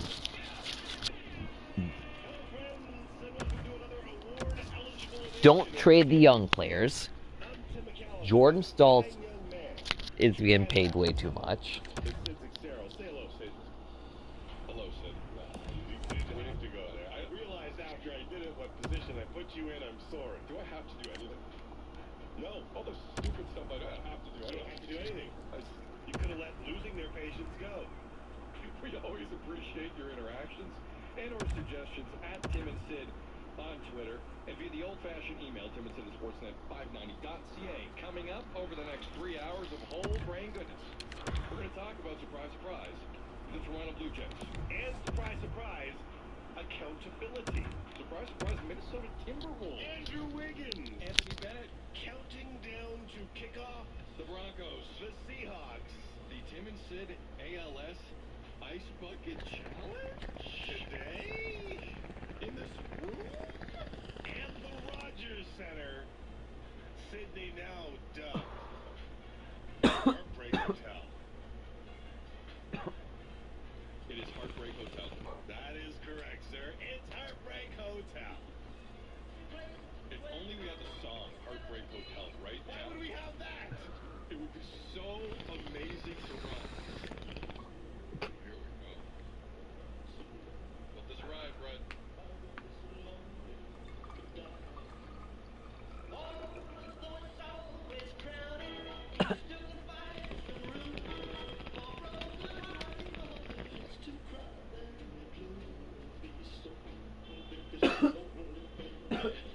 You see it, babe. Need more than little hits in 8 games. We had different. There's 6 games up in May. Now we're late August and everybody else wants to know. New Jays on the way.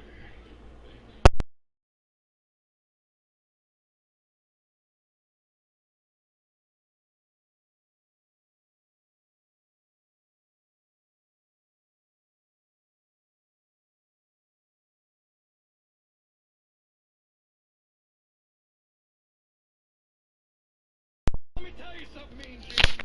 And the Elvis Presley that we ended up with after another heartbreak city. Okay, what the fuck? Yeah, what the fuck? Alright, thank God this is the preseason. Because we're not going to be this good. It's time to lay it on the table. Hello, Scott Moore. It's time to give this team the benefit of the doubt. What? This has nothing to do with who's across the glass. This team works hard. Well, we do not lend into the idea that we change our opinions on this team because they're owned by Rogers. Congratulations. The Jays are awesome. The Jays are awesome. And Habs Leafs October 8th. Oh, 43 days. I see the clocks.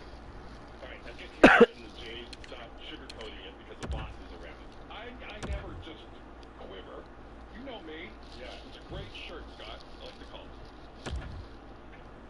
I am my own man. I am my own man. Alright, so after that... So I believe the last time he was in town, Dirk Hayhurst called him out on loading. If I'm not mistaken. No, I think he's been back with it. Has he been back? Aaron Slickar. In this building he's been back? Clay Buckles? They faced him. How about that? You could be right. I know that. I know they faced him. Could be right. This guy in his last 18 and 2/3 innings. 18 and 2/3 innings. 18 and 2/3 innings. So let's see I could be wrong, but I doubt. what we're looking at here. Clay Buckles. Got 257 days till the draft. 2/3 innings. Do you know how many earned runs he's given up? Do you know how many earned runs he's given up? 22. 22. By my math. Yeah, Nolan Patrick's our first pick if it's us. But it's not. And But listen, David Ortiz played last night. Great state effects of Mississauga. You did this. Thank you. I'm kind of high on this Nolan Patrick kid. David Ortiz played last By the way, congratulations to Philadelphia for getting Nolan Patrick. God. The guy who's murdered their face at Rogers Center pretty much his entire career has a foot contusion. Can't go. May not go tonight.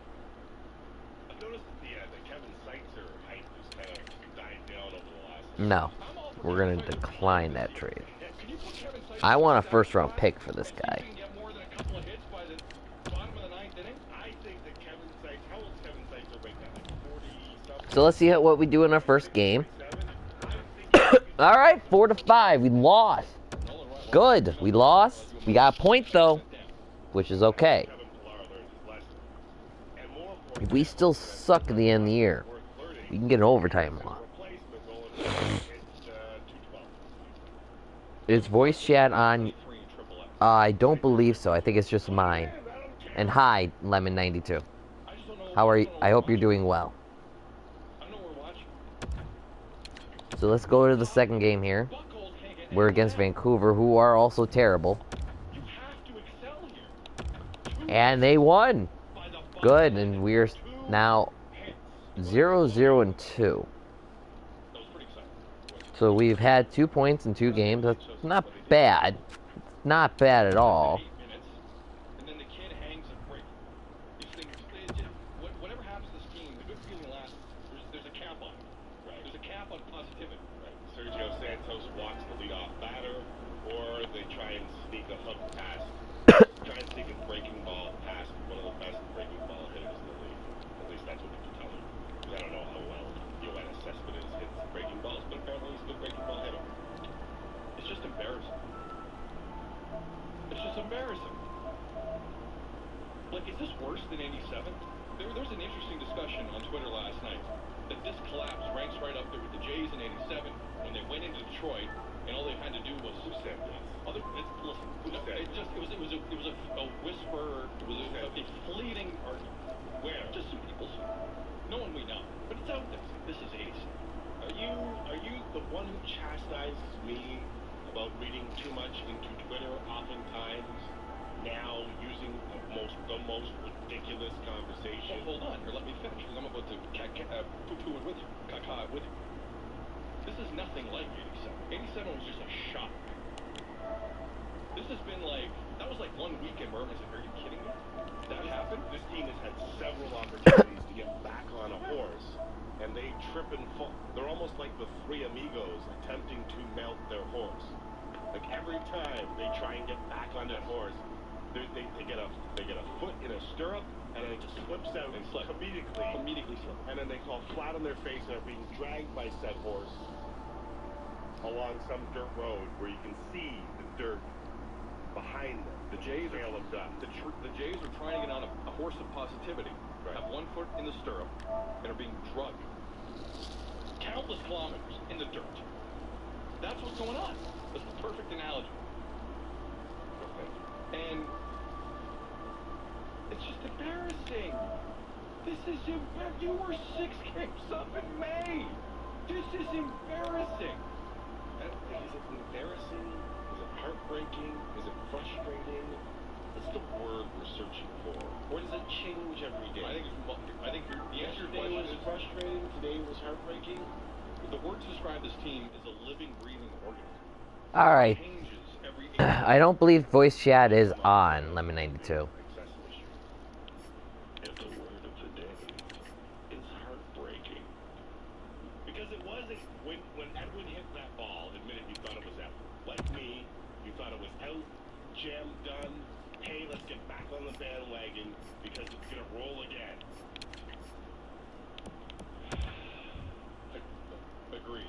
No, I agree. I just don't know where you go from here. Like, where do you seriously go from here? They have to play close to 800 baseball now to get to 90 wins. Well, I don't know if 90 wins is what makes you win. Sorry about that. Saying 90 wins. It's the magical part. I think it's gonna be like 88 this year, but whatever.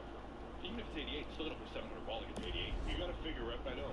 And you need others to trip and fall. Cam Ward is now injured. Sure. For me, the next evolution almost already becomes, as I look up at the standings and see the Jays 5.5 games back in the wild card, and see the Yankees, by the way, in the spot. Yeah, Jay, we're really thinking about doing some changes. We really are. First of all, goodbye. I will take a bag of chips for you, honestly. Martin Prado, Brandon McCarthy, all 5-0 since they acquired him from Arizona. All lending into this. So here's the next evolution. Here's the deal. And maybe We think you kind of maybe I'm stink. jumping to conclusions here by counting them out, but I've left them in the hunt longer than most. For me, the next evolution is, do they get another year to prove that it works? Answer that to yourself now. Blue Jays optimist, Blue Jays hater, Toronto sports fan who's jaded and just wants to rip on whatever they can. If not, if your answer is no, they don't, and hey look, Washington Nationals, as Jeff Blair pointed out, didn't live up to their expectations last year. A lot of people thought Washington Nationals last year were going to be a playoff team, and not much stood in their way. And they stumbled and this year, back up on their feet, they would be. That's running away. So we'll throw in Or at least controlling Nationals. No, I think we do say running away. a 7th. We'll throw a 7th in. They're coming close to running away here. Oh, 7.5. And we'll get Pascal Dupuis, They're running away. Okay. who will probably never play for us on the regular team. Probably not even play in our minor leagues, to be honest with you. Who has no business being where they are. I don't even know if you laid down the talent of the talent on the Toronto Blue Jays, the New York Yankees, and the Baltimore Orioles, where you would find yourself. I'll leave it up to smarter people than me to tell me where the Jays lie with injury. Don't count Matt Waiters into the conversation when you're talking about the talent. I have a strange feeling I could probably send Pascal down to the waiver wire and he'll be A-okay. Well, I think it's just more games to play. Significant portion. I could be wrong. Actually, you're right. Yeah, but sorry. We'll see next week. Allow me to continue, my good friend. Yeah, apparently no one wants Pascal Dupuis, $3.75 million.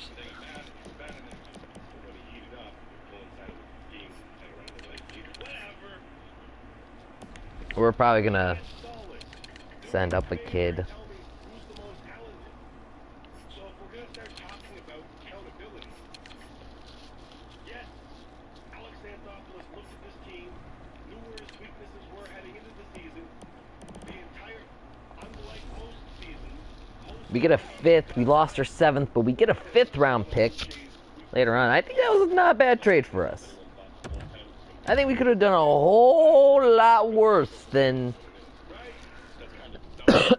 in that trade. We're still not good. Actually, I think we're actually kind of terrible.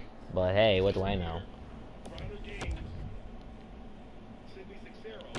And there we go. We lose. We lose a regular season game. Yes. Yeah, this team. Wow, we are not good.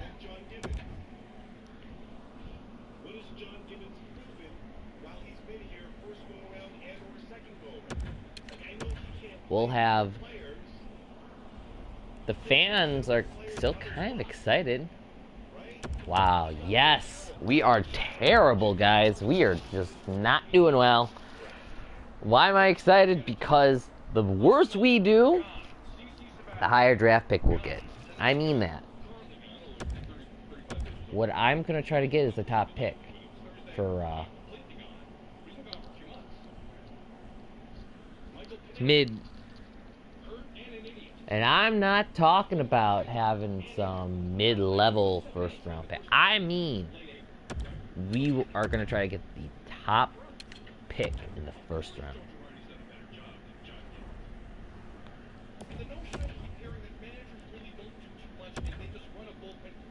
And we win. We got to be better than this. Well, I mean... we can't be worse than what we are now.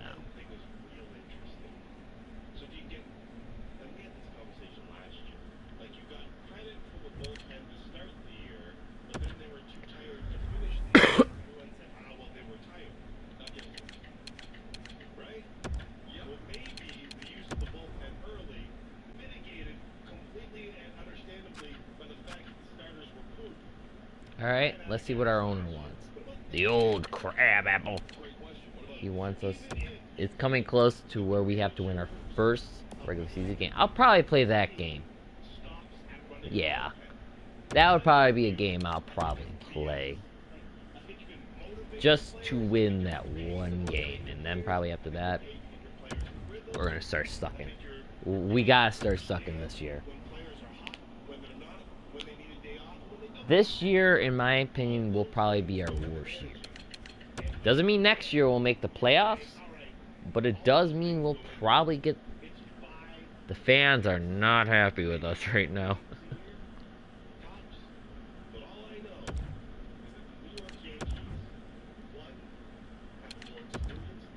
We'll let this go.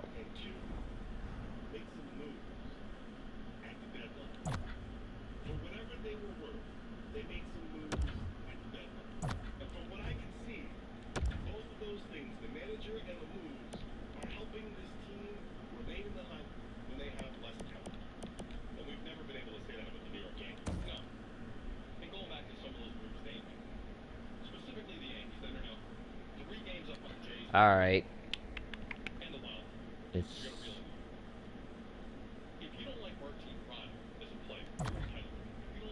And we lost.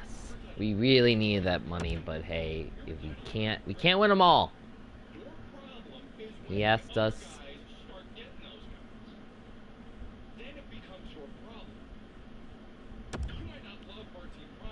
That's rough.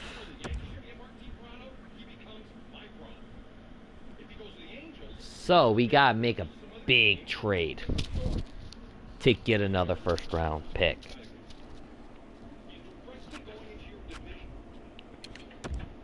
Players want to talk, we'll talk to them. We are the player, team the player.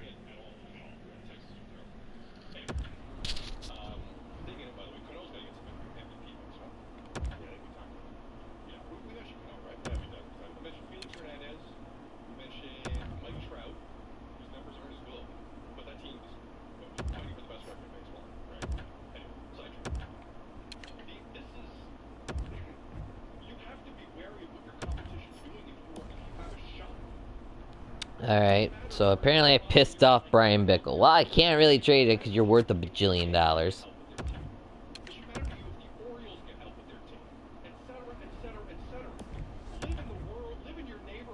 And we lose 3-0. So, hey, the plan's working. We're sucking right now. We're really not good.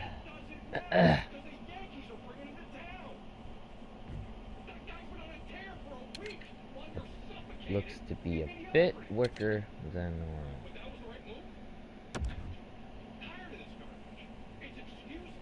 That's next year's second. I want a second this year, so no.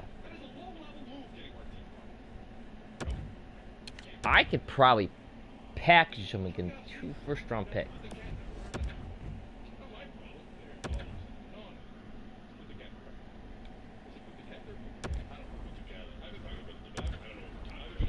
I've been getting a couple of takes.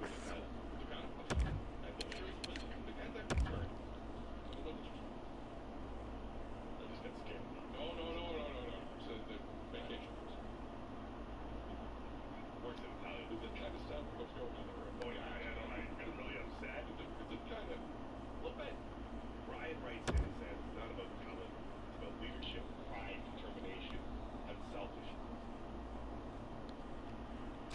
Hitting a baseball is about talent. I think it's both, though. So we acquired Jonas Gustafsson. Probably he's gonna make Cam Moore pretty much know that.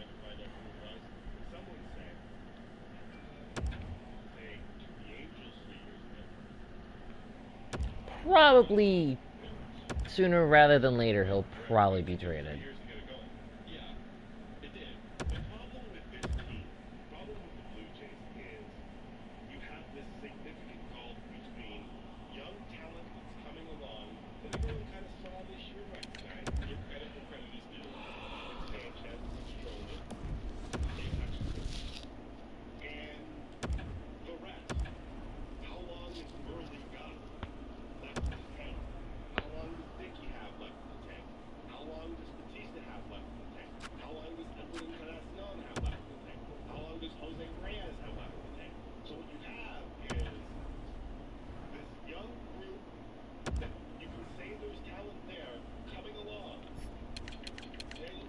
The best part is we are getting calls.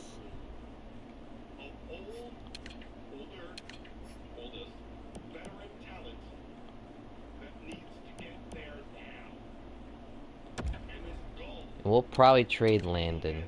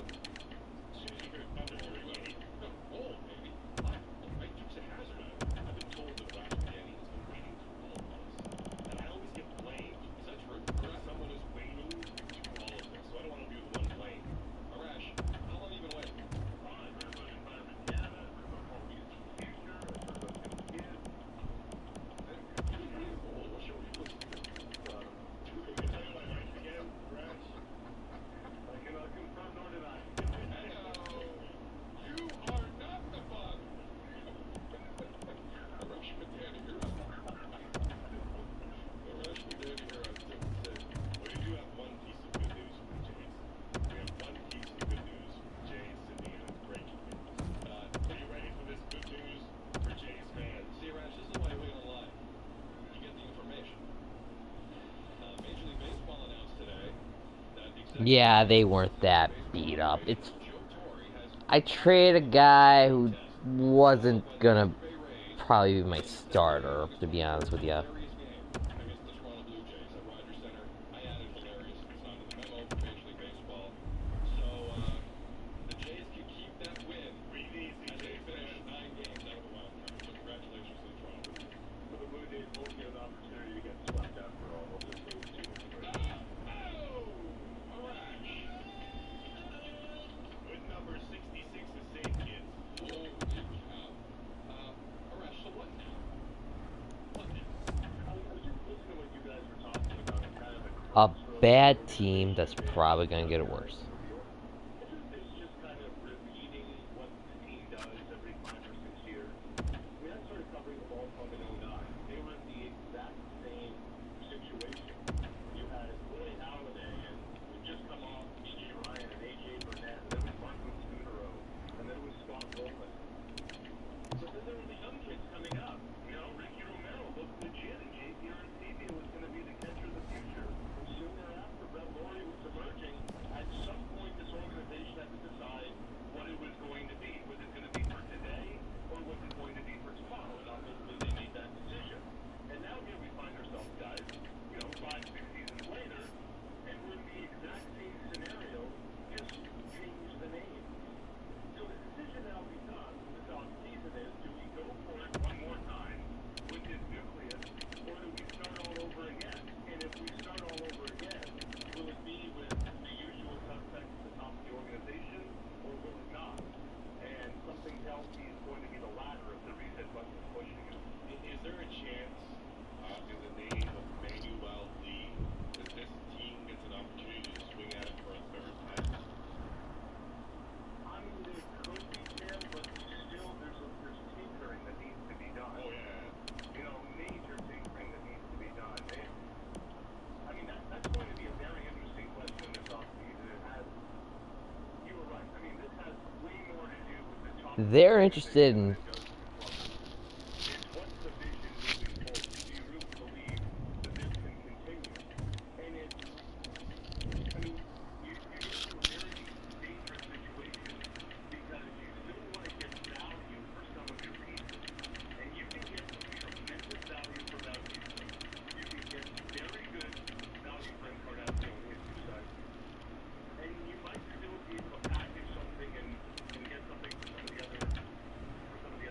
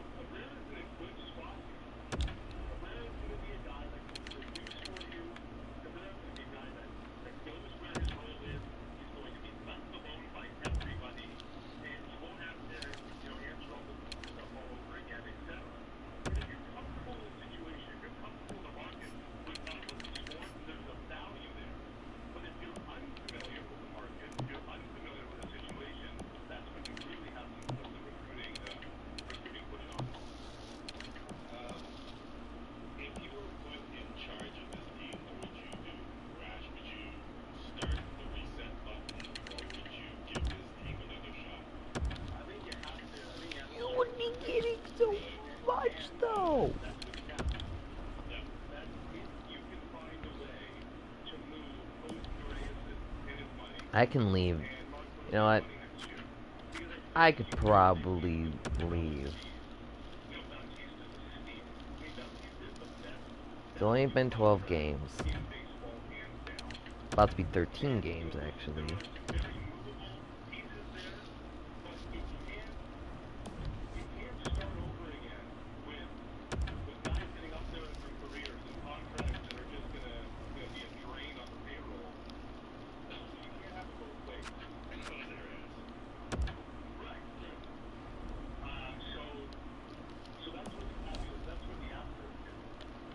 You keep looking at the standings.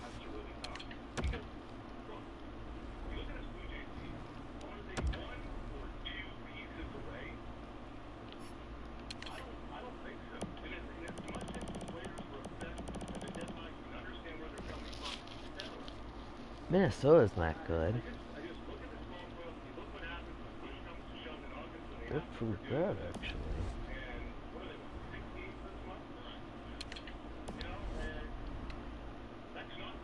They're really bad, actually.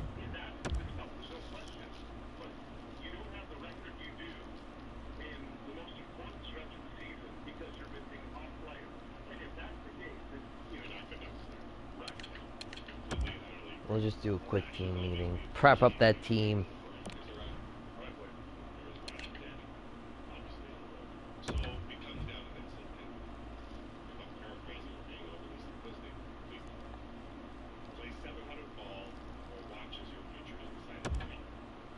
That's what faces the Jays right now. It's closer to anything. You can play 800 ball, and watch as your future is decided for. And Close your eyes and throw stuff against the wall and see if it sticks over the next stretch. There's some real problems. Like, there's just not enough. There's leaks everywhere, and you don't have enough to cover. But you just don't. There's not enough prospects in your cover. Before the trade, there wasn't enough prospects in your cover. Before the Marlins trade, there wasn't enough prospects in your cover. Like everyone's looking at that move and say, well, that's what they did. Well, I mean, Syndergaard's nice potentially. Could be something. Darnold's okay. Darnold's got like 10 where he's got 13 miles. I think they had some decent prospects that they could work with. Yeah, but how many of those guys did you say right now they can plug in? Maybe Darnold. But the other, I'm not mad at you. He's been okay. But how many bats are ready to help? They were mad. John Davis declared war on Kevin Pillar. Just called him back up today out of panic. They didn't think they were going to need that. Absolutely. Yeah, completely. Now they do. Okay. Where do you go? Is Pompey close? I don't know enough about the minor league system. Numbers look okay. Huh? I don't think they do. So are we now just like they're 5 years away from 5 years away? This 5-year plan is just going to keep resetting itself like some old computer you have that doesn't work properly? Is that where we're at? I don't know. I don't envy the guy I was putting it up.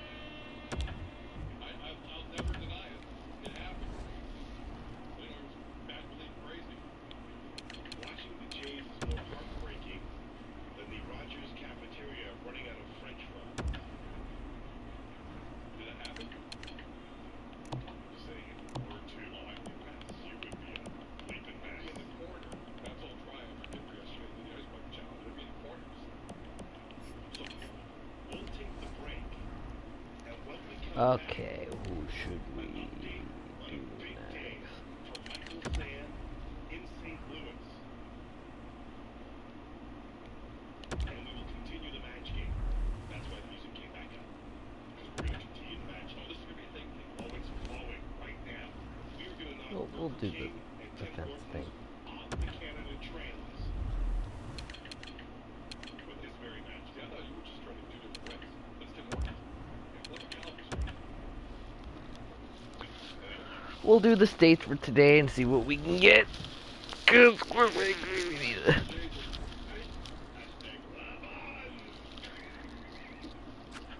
sent me a picture of the Burger King bun with the tidbits in it, it was very fun. I have 9 people who walk by me now in the newsroom like, that looks amazing. What is that? I'm like, this is stuff so bad. Is that cool? Let's do it.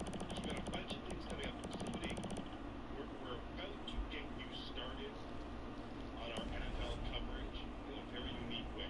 We'll explain we got one of their top prospects. which is shocking in so many ways. Probably not the ones that you're expecting. This is a new one. You're going to want to save this. And continuing our match game. Until next, to the Sports Net Radio, Sports Net. Cooler than Math Club and almost as cool as Chess Club. The Fan Club. Log on to sportsnet590.ca. Now more of Tim and Sid on Sportsnet 360 and Sportsnet 590.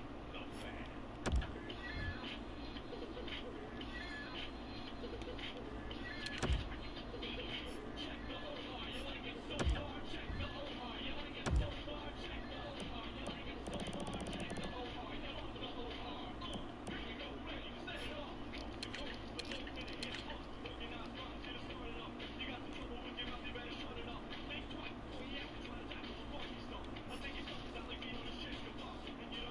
I want to know every part of this lyric, but I just don't.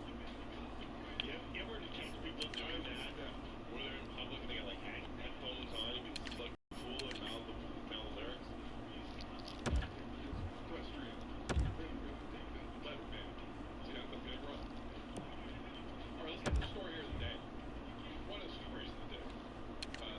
Oh, sorry, you got a tweet? You got a tweet? But I'm just gonna wrap up the Toronto Blue Jays talk with a couple of Blue Jays citizens. Keith writes in, says, injuries killed the Blue Jays this year, dumb dumb, and put hashtag Sid at the end. Can I take care of this one for you? I feel like you got security walking around. I feel like Mazza would be on bath or something Thursday night. Mazza was taking care of it. Keith, have you watched the Tampa Rays, New York Yankees, or Baltimore Orioles anytime this year? I don't think so. Because if you had, you would realize that you have the two of those teams are having a chance. And one traded away David Price in addition to their injuries. They traded away, arguably, the best left-hander in the American League. And they're what? A game back? Game back. Michael Pagage writes in and says, this one I want to see again. Hey Sid, look, here's the Wild Boys. Why you have to be mad? Isn't this what you saw with the Jays when you made your bet for the Knicks? We had to trade them. It's a good point. I just didn't buy what I was seeing. And when a team was 21... I got no centers up here. This all along, why is this heartbreaking to you? It's not heartbreaking. It's not heartbreaking. Why is this frustrating to you? It's frustrating because, early in the year I'm thinking, okay, they're not deep. Yeah. Now I'm realizing they're not deep and they don't have a plan.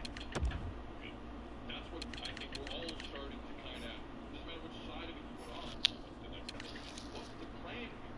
Because if Alex is coming back, if Steve Simmons is right, if everyone's coming back, then what's the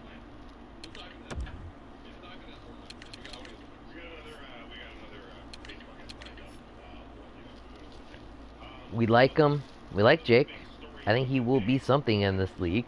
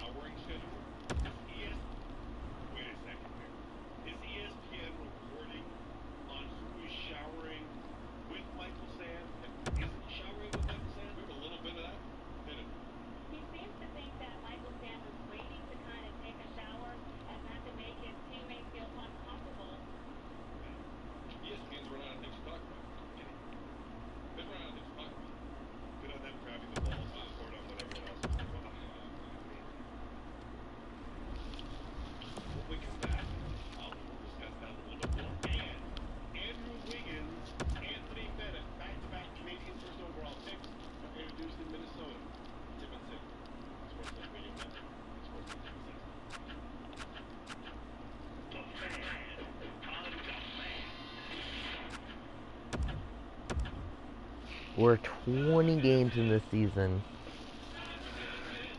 And we're more closer to the playoffs than we are to actually not being last right now. We are... Thank you very much, Sheepdogs. Watching the Jays is more heartbreaking than blank is trending multiple times on social media in Canada. If you haven't followed, if you care, at Tim and Sid, it is still raging. Moments from now, we will head Ah. live to the Masters parade. State Fair in Minnesota normally is not a place we go to live here on Tim and Sid. Not every day. There's some Canadian kids being unveiled at the State Fair by the Minnesota Timberwolves. Andrew Wiggins.